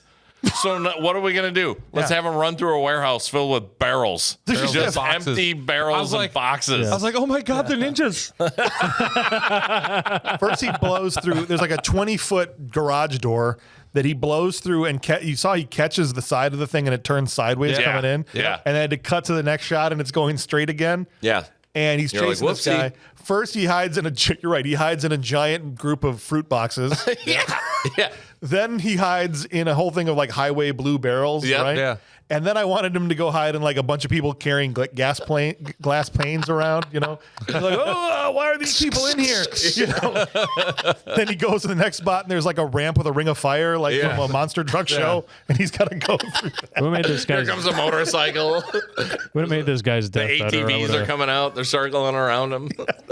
I would have wrote that this guy died in a porta potty. That was the last place he hid. He hid in a porta potty and just got smashed. No, he goes in. There's a little office inside. It's like the warehouse. There's a trailer from a trailer park inside the warehouse. Right. He goes in there and the whole thing gets run over, and you never see him die. We don't know if he was as scared of his brothers, if he turned into a mannequin or not. We don't know. We'll assume he's like TJ Maxx in there, but I don't know for sure. Sure. I threw that bitch in reverse. No, he's probably one of those non-gender specific Target mannequins. I'm guessing that's what he is. That's true. Now, For sure. Sullivan then we cut to, so now at this point 4 of the brothers are dead. Joey's dad has taken a turn for the worse, And Sullivan, the cop, finds Joey because he's got an idea of who's doing this. It doesn't take a rocket scientist to know. And he finds him in the waiting room It's a of good scene. the hospital. It's a really very good scene. And yeah, he basically just goes, so you know that I know that you know that I know. Yeah. Basically, they're saying without saying. Maybe the guy's got enough vengeance already. They're talking around it. Well, I love that he even says, I think this is the point where he says rolling vengeance. Yeah. He actually He said the name thing. in the movie. Yeah, He did. He said the thing. It was all funny. I was like, oh! He says, if you find the guy, you're going to take him in. He goes, yeah, well, it's my job, but I think maybe he's going to retire. Yeah. Yeah. Just a cool dude. Yeah. He's a human being. He's like, Right? He's like, I get what you're doing. But Right. It's got to stop. Well, and again, it's showing that the law can work in your favor as long as you're a good person. Right. Sometimes. I mean, not always. Not always, but I'm just saying. In the movie, yes. trope. In this movie, Sure. yes. Sullivan is cool. Even he leaves his card and he says, call me. This is right as Misty's coming into the room. He says, hey, I even got one of those beeper things. It's getting modern even out here in the boonies. And I'm like, damn it, you're the most likable cop I've seen in a movie in I don't know how Ever. long, Yeah. Sullivan. Dang, brother. Misty comes in, and as soon as Sullivan leaves, she says, it's you, isn't it? Right? Well, she puts two and two together. She's figured it out. And it's in this moment that Dad passes away. Big Joe Russo dies. And Joey is in there, gives his dad a kiss and says, I love you. And then it's on, like Puts Donkey on the Kong. jacket with the logo. With the Big Joe Russo Joe truck logo. jacket. That's right. And Tiny and Vic are at the bar. It's empty. They've closed shop. They're both Weird. got guns, Yeah. and they're just sitting in the bar. And now they're starting to get on each other's nerves. And Tiny turns to him and he goes, it's kind of curious why you weren't with your brothers when we told you to go get those guys, and they went with themselves in groups of two, but you weren't with them, basically calling his son out for being a pussy. I ain't no chicken. Yeah. That's pretty much exactly it. Vic he puts a shotgun on his dad Yeah. and says, you take it back. He went Yeah. full Marty McFly. Yeah. You can't call me chicken, dude. Can't call me chicken. did. I ain't no chicken. And Tiny doesn't blink. No. Doesn't He even turns move. in his chair, looks dead at him. He goes, you got no balls. Yeah. Right? Like, shoot me. You don't He's have the basically balls saying, enough to pull the trigger. Yeah. shoot. Yeah. Do it. right? Just to the end, Tiny was just like, I don't care. Right at that moment, again, sneaks up on him, blam, right through the door, Yeah. right through the building. It's awesome. Stuff's falling on both of them. Brings down the house. Rolling It was- vengeance rides comes through again. Fantastic. 3 separate runs to get through the entire building. Beautifully shot. Well orchestrated. It's fantastic. And then he gets out of the truck. Yes. Another trope. Everybody must be dead. How often do we talk about this in all the movies we watch? This is where Batman's got to don't- take off his mask, Yeah, man. you don't Throw down the weapon until the job is done. check. There's no way they survived that, they're right? dead. Half the building's still well, they're both still alive. Yeah, that's the other thing. Yeah, and there was a Misty and Sullivan pull in, and he's like, all right, I did my job. And then he gets Yeah. out. So right as Misty comes in with the cop, because she took his card and called him, Absolutely. That's a good girlfriend. Joey gets out of rolling vengeance and walks over to the cop and his girlfriend. And right at that point, Tiny pops up from behind the bar. Him and Sullivan simultaneously shoot each other. Tiny dies, but Sullivan doesn't. They both go Sullivan down. takes Shot right a in the winger, face. and A winger, yeah. Tiny's got one right in the forehead. Right in the It was forehead. nice. That was awesome. And then Vic King Dingleberry gets in the truck. Now that got And knows me. how to drive That it. got me. Yeah. I'm like, because I thought when the first shot he runs in through the bar, Yeah. he throws up his shotgun. I'm like, oh, he just ran over Vic. Right. All right, cool. So Vic's done now. And then like, boom, all right. Dead Betty's dead. Got shot in the face. And then the that's truck it. starts moving. I'm like, no flipping way. You think Sullivan got the final shot? That's like Right. like in Yeah. Die Hard with Al, taking exactly. the last shot, right? But no, it's not over. Movie's yet. not over. It's Here not we go. over. So our cop I is love down. when movies do that. It's Yeah. great. And tricks you? Yeah. Yes. When movies Cop is trick down. me. Our cop is down. They're running away. They're going after this. Joe tries to jump. Joey tries to jump on the truck, trying Yeah. to get up there. Misty hides in a culvert, Like a storm drain or storm like culvert whatever for some reason. And this thing is idling off at half the speed of smell.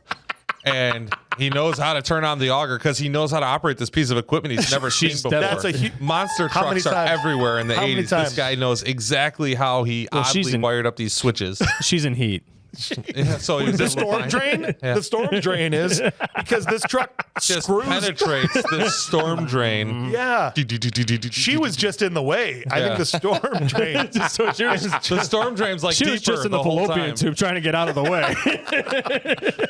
I'm saying, bro, the truck was just. She was blocking the cervix. And what was on top of there was like a can opener. Yeah, on the top part was where it mounted was kind of like curled like a field spike. But I you know, didn't. or- I didn't care. Right. I was invested. I'm Yeah. like, I No, don't care. we're all in it. And Joey, as this thing is, going deeper and deeper into the storm culvert and getting closer to Misty, this auger, Joey smokes Vic out. Yeah. Like fills the cab with covers smoke. covers the exhaust pipe. Smokes him out. He falls out, but the truck is still going. We've got like a Roger Rabbit situation here where the dip machine was still going at them while these two are fighting. Right? Sure. So they're out of the truck fist fighting, and the auger is still advancing. Every time on he gets Misty. closer, they grab his ankle and pull him Something. back. He's Yeah. trying to get back up Into the Vic cab. and him are punching. Try and get it, yeah. And before that, he almost gets run over. I don't want to skip over this. Yeah. Because Joey was the only one to pull this off. Maybe in history, he went mannequin, then back to full life again. Right. Yes.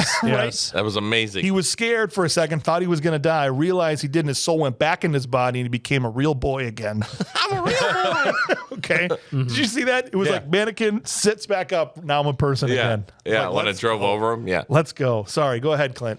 Well, how he does this, he finally beats the guy up, gets in the car. Well, he puts Vic's head under a tire. Yeah, was puts Vic's so head under a awesome. tire. He's done. Pins him. But so great. He And jumps well up into shot. this Yes. thing from the side, reaches in, and flips off the switches for the auger spinning Yeah. and the retract, I assume, because earlier one made it go forward, one made it spin. So we assume it's doing that, but Yeah. magically the truck also stops driving forward because that wouldn't have mattered if the auger was spinning or not. She still dies. Yeah, for sure. Maybe it's all on- And by the time it goes off, it's like right on her, Yeah. practically. She's hiding under it.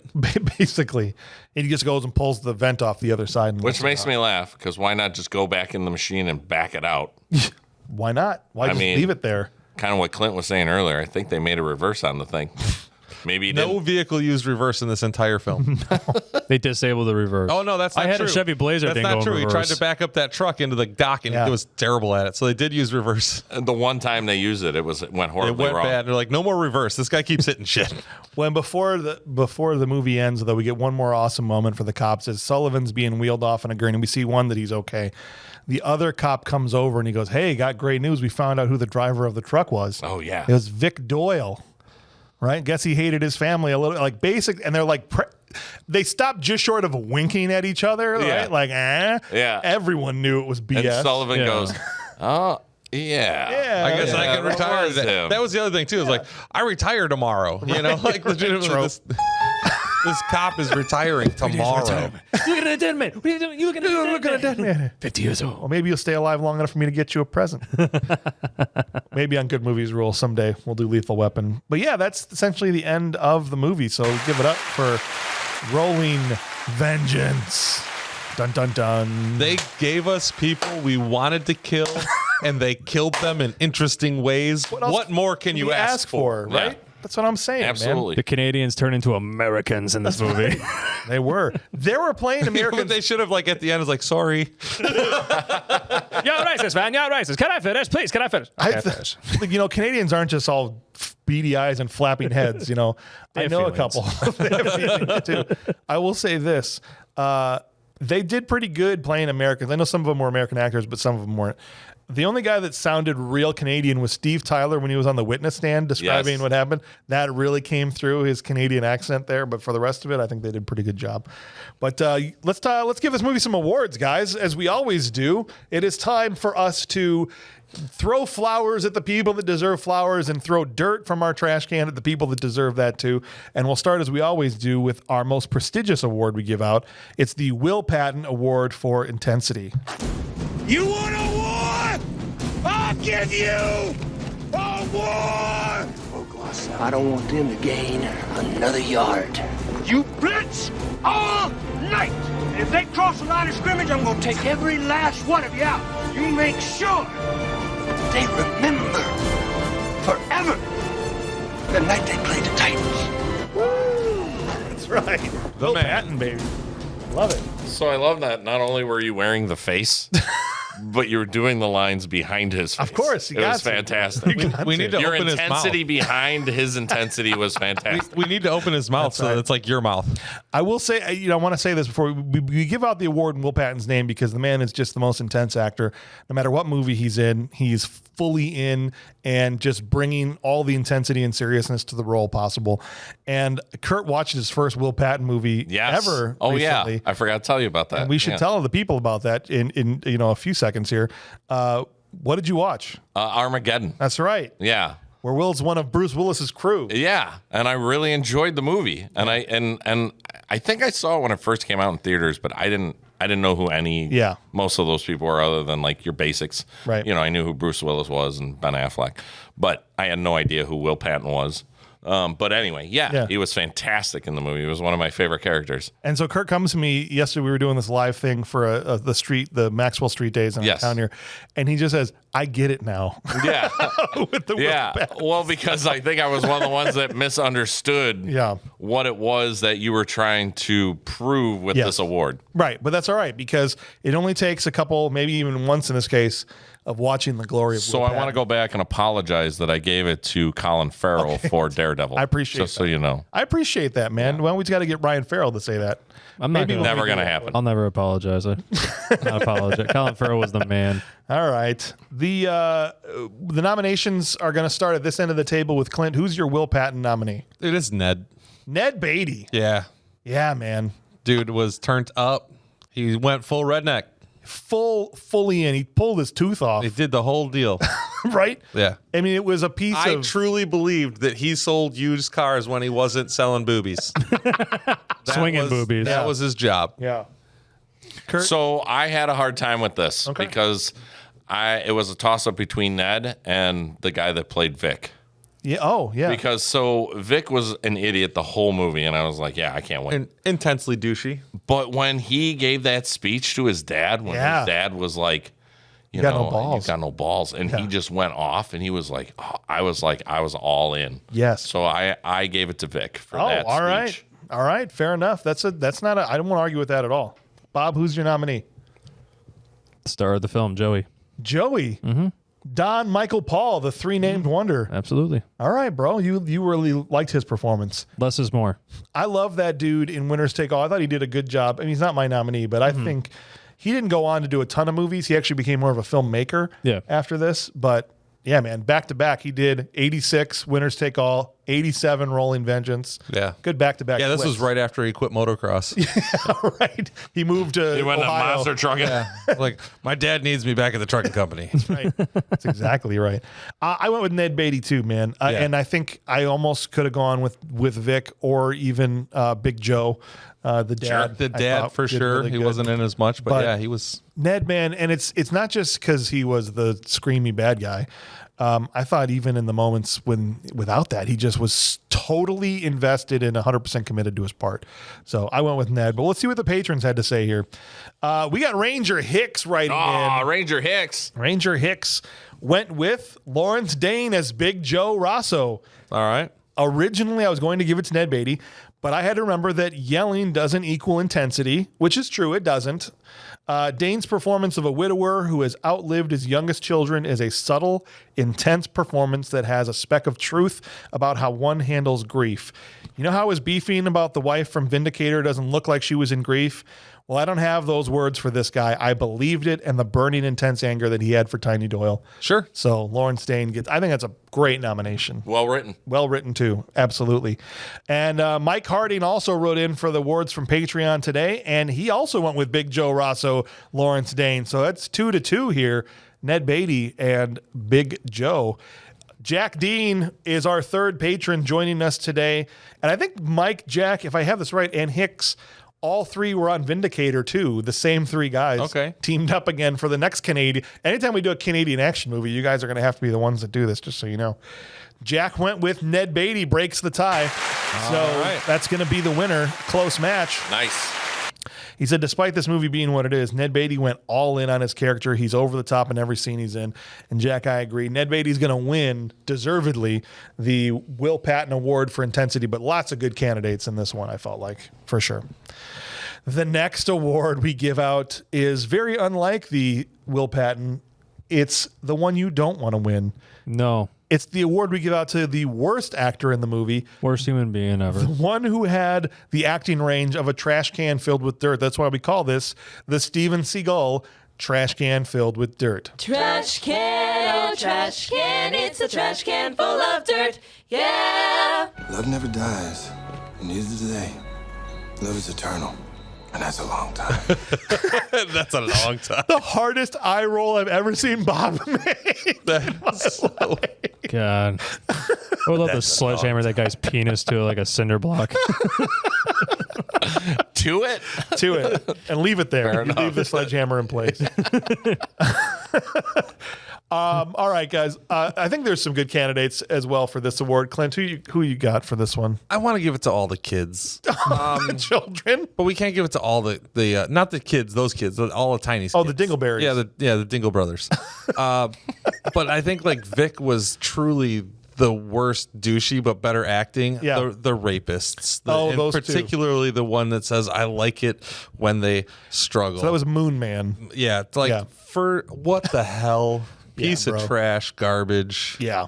That's all right. Not only that, and you hate the guy. So like they did a good job of making us hate him, but that's by writing, not because he acted properly. No, I don't agree. I don't argue with that at all whatsoever. Yeah, that's a good call. Kurt, who you got, brother? Don Michael Paul. What? Yeah, I went DMP. How dare you? First Quote off, my friend Clint Busch over there. Let's just say I've never seen the other movie he was in. Maybe he has some better acting in that one. He doesn't, But and in it's this, perfect. No, it's awful. That guy didn't even look like he was having fun in the truck. He wasn't. He was out for blood. He was pissed. There was He no didn't even look entertainment in that. pissed. He looked like he was just in a chair on a spring. And he tells his dad, he says, I'll get those bastards. Oh, yeah. There's so much intensity. He says, I love you, Dad, when he screws his girlfriend after his mother died. Yep. Great judge of character. When did Curt turn into Ryan Farrell? I don't know. That's the worst insult you could ever get. And that's his best friend. I know. That's even worse. All right, Don Michael Paul gets a vote from Curt. If he wins this, I'm going to be so sad. It's all right. All right, Bob, who's your nomination for the trash can? Well, can I guess? Yeah, go ahead, guess. I'll let you guess. You hate children. It's the little girl. Yeah, it's the little girl that wants Dolly Parton tits. I knew it. Take your Dolly Parton wish tits and go into the trash can with Steven Seagal. So this poor girl died already, and you're going to throw her in the trash can. Hey, I wonder if Steven Seagal has girlfriends her age. Oh my God. Just so you know, I've got girlfriends your age. Yeah, I'll never forget that. All right. Sound of Freedom ringing hard. All right. What about you? I went with Lisa Howard, Misty. I thought she was a terrible actress. I mean, are we still hanging out? Are you okay? Let's go into the house and do it. I don't. That's actually what girlfriends are like. I don't know. I've had like two. Total. Did you think Lisa Howard Lifetime. did good? Married the third. No, I don't think she did good. No, right? What's that? Did you think she did good? Lisa Howard? She did all right.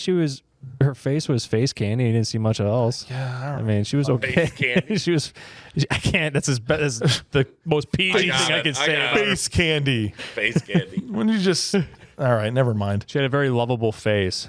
So we got a 4-way split on our end here. Don't wink at me like that. Oh, man. Let's see if our 4-way split is in any way broken here by our 3 patrons. Hicks went with, he goes, honestly, you could give it to all the Doyle brothers. They were all dog water. I almost thought Four Eyes was played by the same guy who played Dr. Needleman in Basket Case, though he didn't. If I have to spare one, it's Wish.com, Bradley Cooper, Vic Doyle.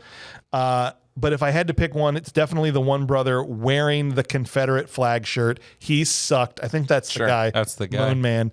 But honestly, put all the morons in the can. They could all be replaced by trash cans filled with liquor bottles that just fell off trucks that came from Tiny's and killed people. Same difference. So I think that's a second vote for Moon Man over there from Ranger Hicks for sure. And then Mike Harding came in and said the little sister that wants boobs like Dolly Parton. Thank you. Awesome. So we still have a tie. Finally. And I think we're going to have to give this to Clint, though, because Jack Dean came in and said all of Ned Beatty's idiot children, all of them, this might be the most incompetent ensemble of bad guys I've ever seen in a movie. They make Skank and Gutter Boy from The Wraith look like geniuses. Ned Beatty would have been better off with some actual trash cans with Budweiser duct tape to the side. The Wraith wishes it was this movie. Wow. Clint, you just going to sit there and take that? He just said this is better than the Wraith. Oh, I'm going to climb him later. You don't need a ladder. I'll just drop down. I believe that. So I think that means we're going to give it to Moon Man over there because that's a fifth of a vote, right? Of a vote. Moon Man. So well-deserved. Moon Man. Well-deserved. Trash can full of dirt recipients. Yeah.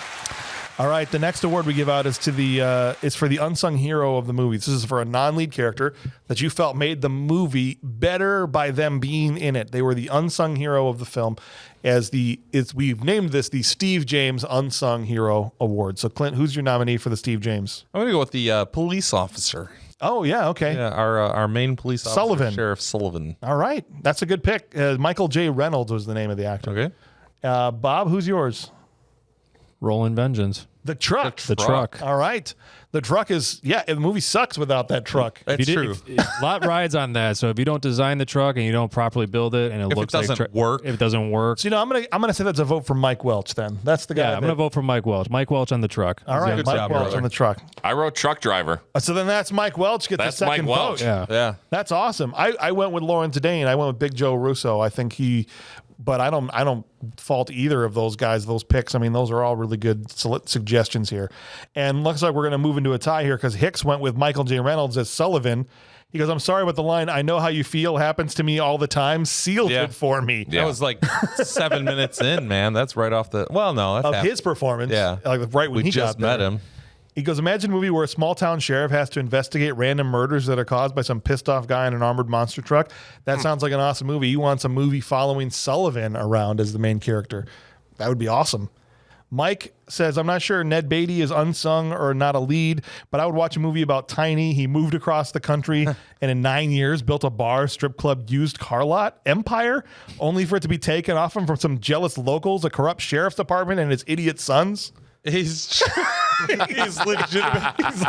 legitimately trying to play this like Barney Stinson, who goes and who's going for the blonde guy in Karate Kid. Like he's rooting for the bad guy here. That's exactly what it good is. Stuff.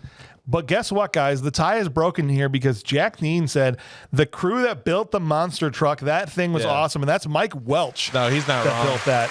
So Mike Welch is going to win the Unsung Hero Award. Nice. That's probably more legit. An interesting story from Mike. There was a scene that got cut out of, and JR provided this for us. Thanks again to JR Christensen. There was a whole scene where he was supposed to chase the brothers into a lake, and they were like going to be in a rowboat, and the auger was going to come tear through the rowboat. Oh, and then sink the boat.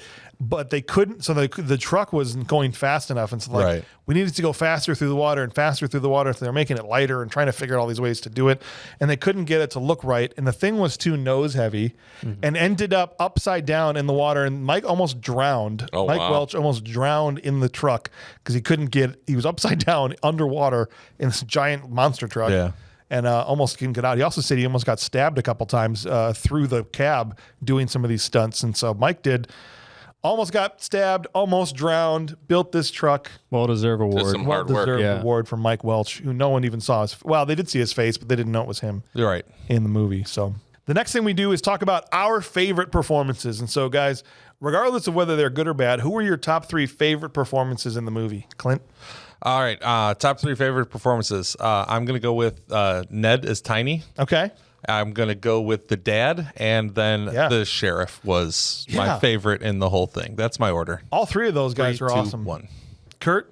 I also went with 3, Ned Beatty. Okay. Number 2, I went with the officer. Yeah, Sullivan. Yep, Sullivan. Okay. And then number 1, I kind of went Bob's route and did the truck. The truck. The truck was badass. Dude, it was awesome. And you can't have this movie without it, so... I had Lauren Sedan, so I had Big Joe number 3. I had Sully number 2 and Ned Beatty number 1. So the same 3 people that you had. I really think the leads being what they were, I thought Don Michael Paul was serviceable. Yes. Not good, but like enough. That it was really these supporting actors that elevated this to being above what it could have been.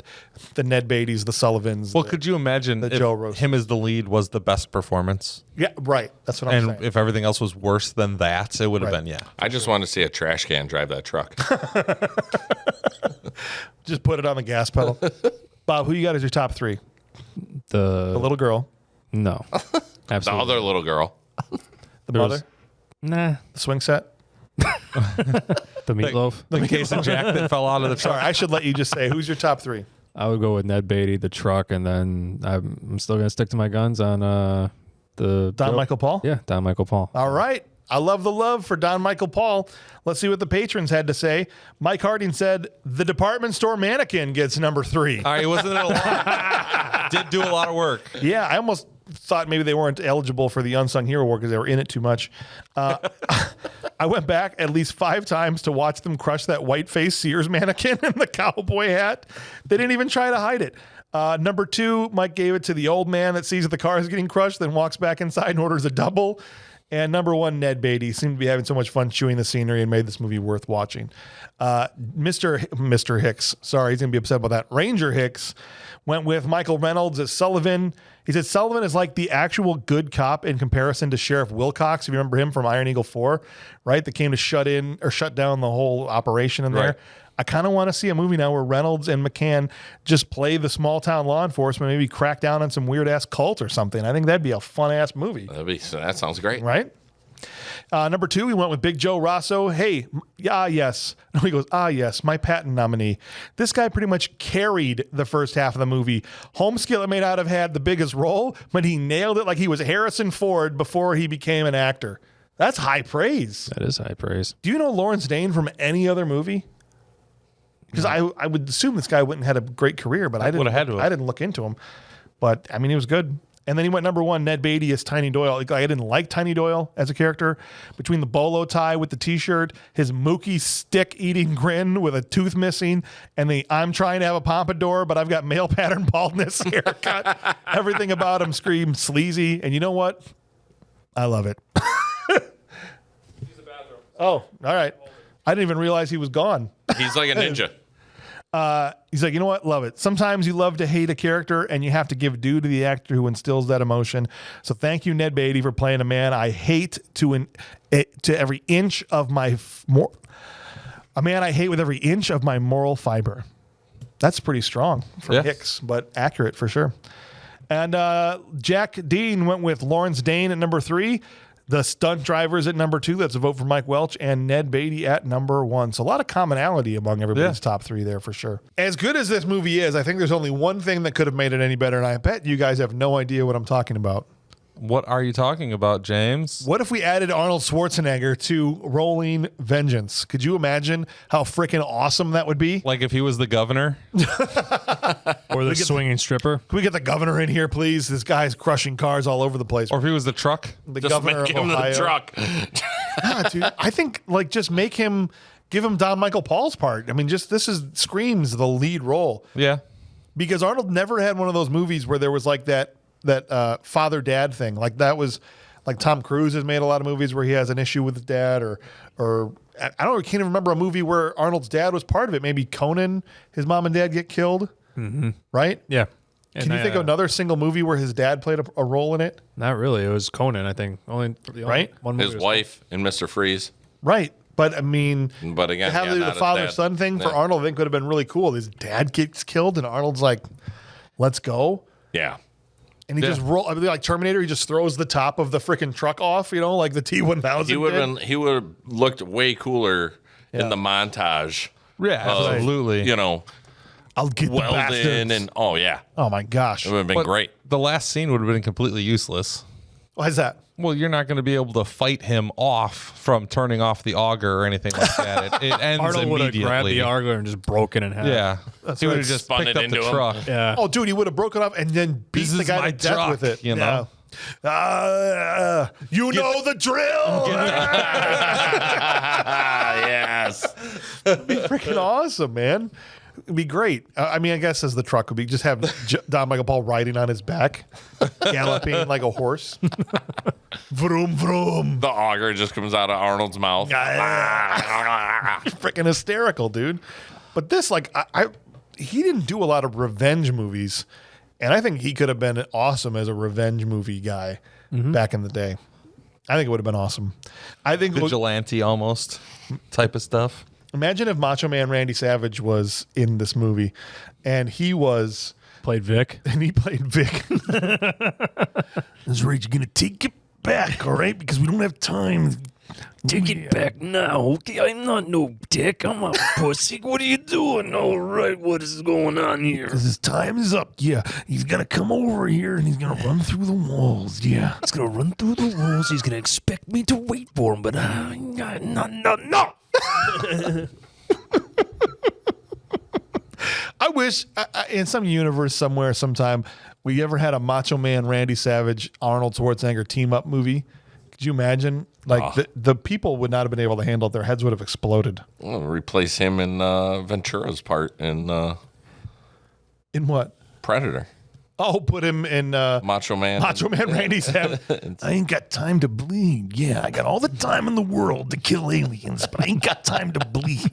I'm going to survive because the cream always rises to the top. I don't do it as good as you. I can't stop laughing. That's awesome. All right. Here's what the patron said. Hick said, bro, Arnold could have shown up as the freaking truck and immediately made this better. Put him in any role, instantly add $1 million during to the box office. But if I had to pick an actor, probably Barclay gone up to $1 million. as Steve Tyler. Only now have Arnold be the guy who drives a monster truck, as he is pissed he accidentally killed the defenseless mother and her children. And so it would have been Steven Tyler's character taking revenge. Pissed that you made me be part of this. Yeah. I like that. And Mike Harding said Arnold could have made this movie better by playing any of Tiny's sons, or amazing by playing all of the sons as different Arnold characters. Awesome. Imagine how awesome. A woman Arnold.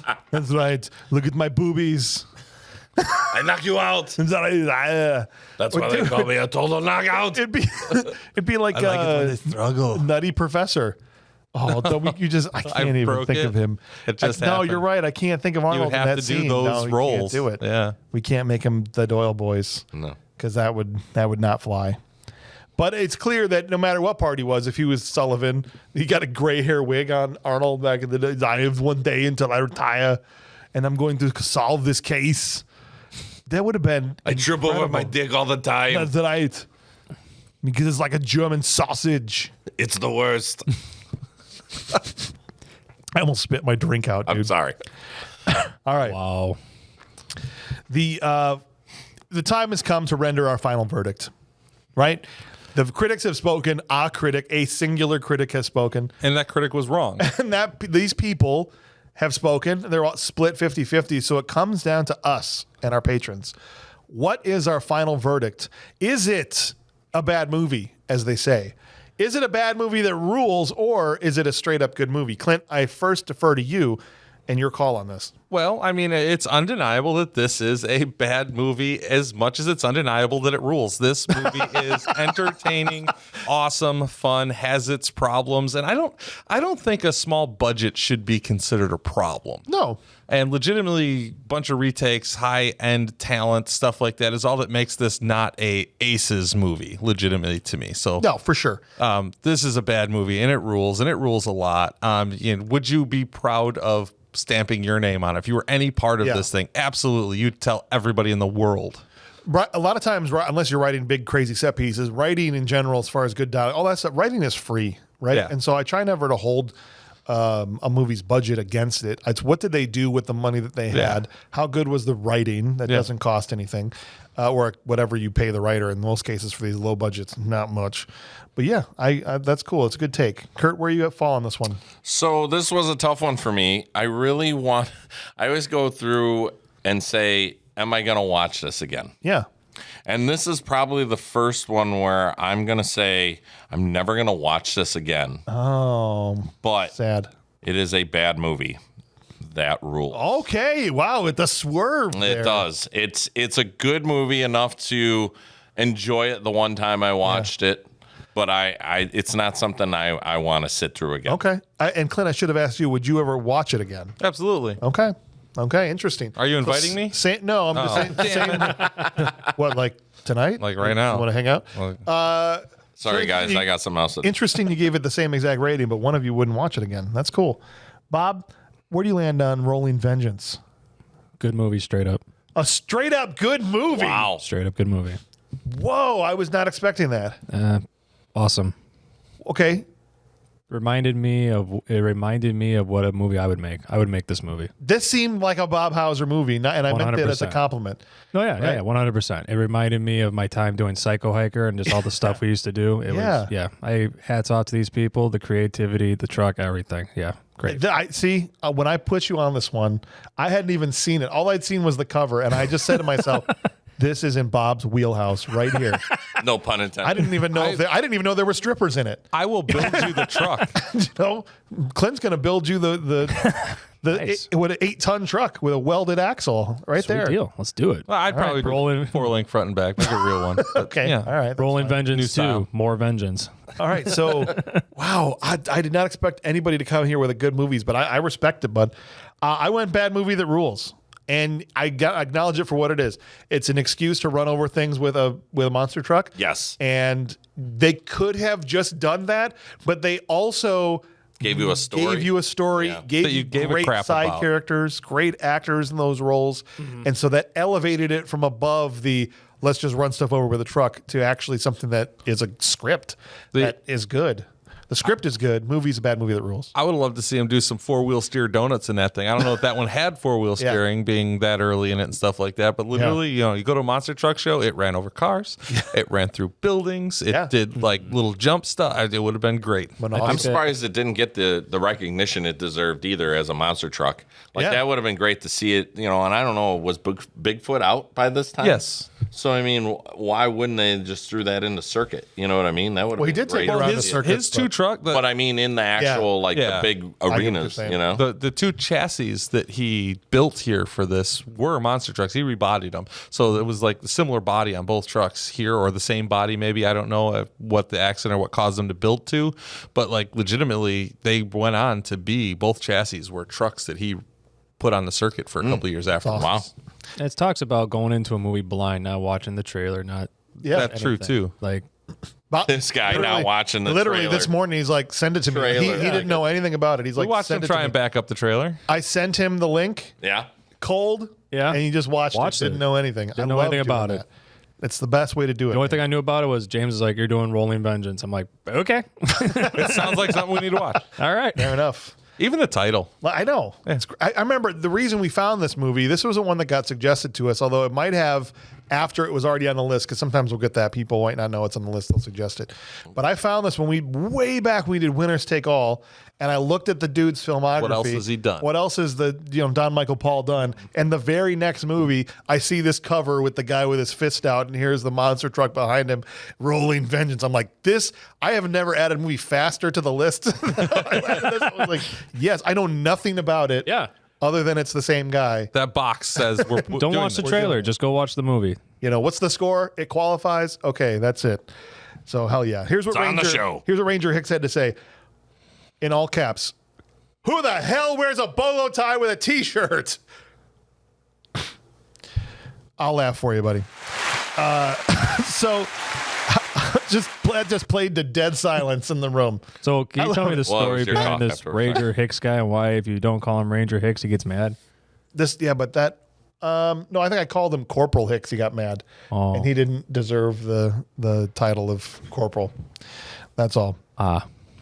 So how much did Jack Daniels pay you for all this product placement? I have participated in 4, count them, 4 movies on this show, and every one of them have involved forms of sexual assault in some fashion.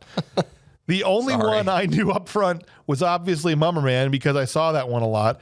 And I think it's very sad that out of the 4, it's the Mummer Man that didn't make it completely tasteless.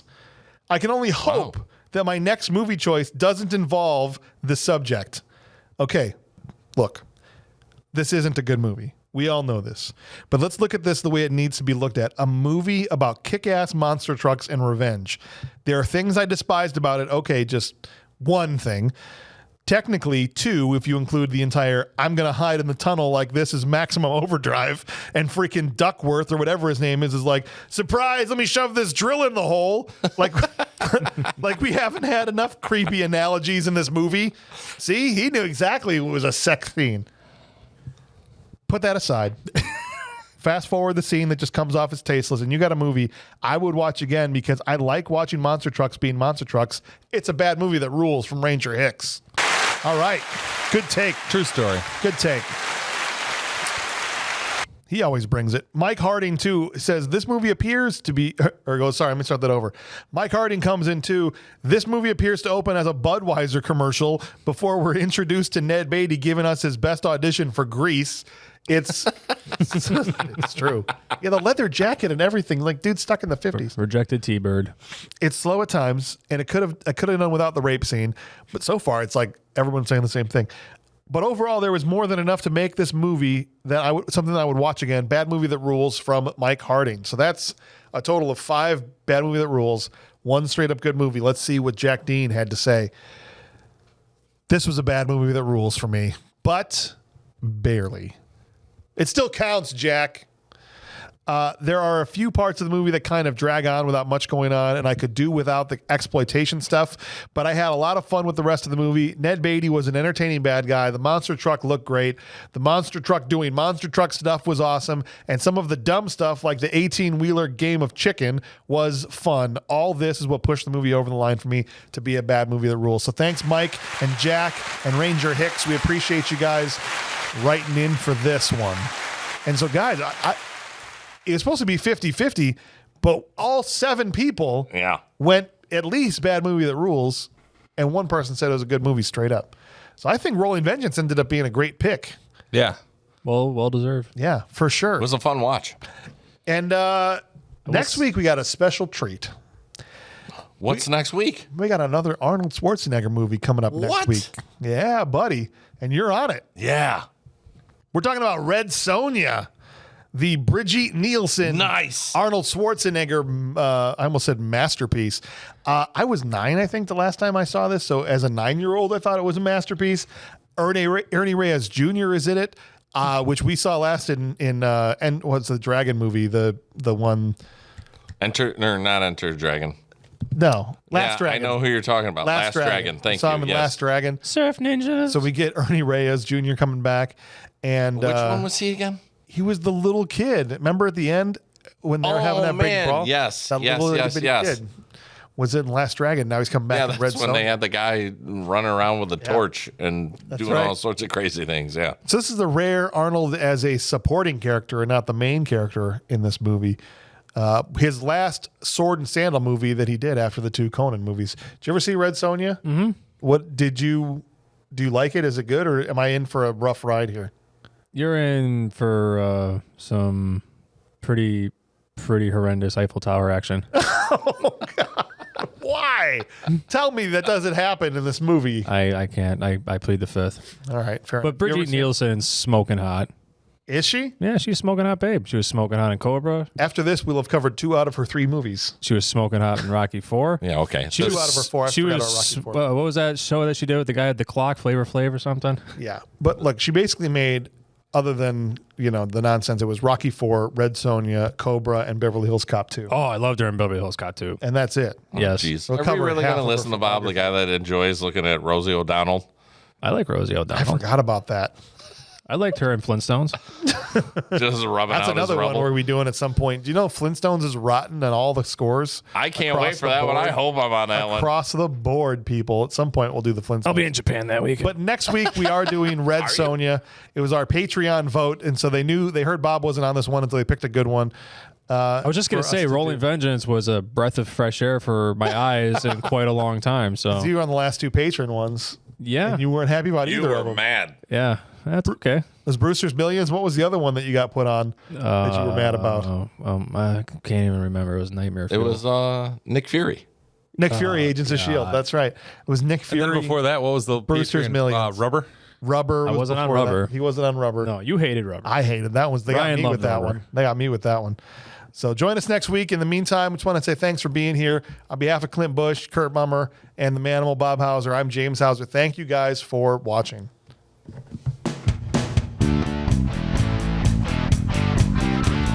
Driving through the town and I'm thinking about my girl, yeah. And we're trucking We are playing chicken with a farmer, and he's gonna die and crap his pants and go into the field. He probably had a heart attack and died. He didn't have any surviving children, so his farm that lasted 5 generations just went to the state, and now it's a Wendy's. Awfully specific. Frosties. Frosties. Frosties. I know where we're going after this one, guys. I'm buying. I just think that farmer's dead, that's all. That farmer's not dead, man.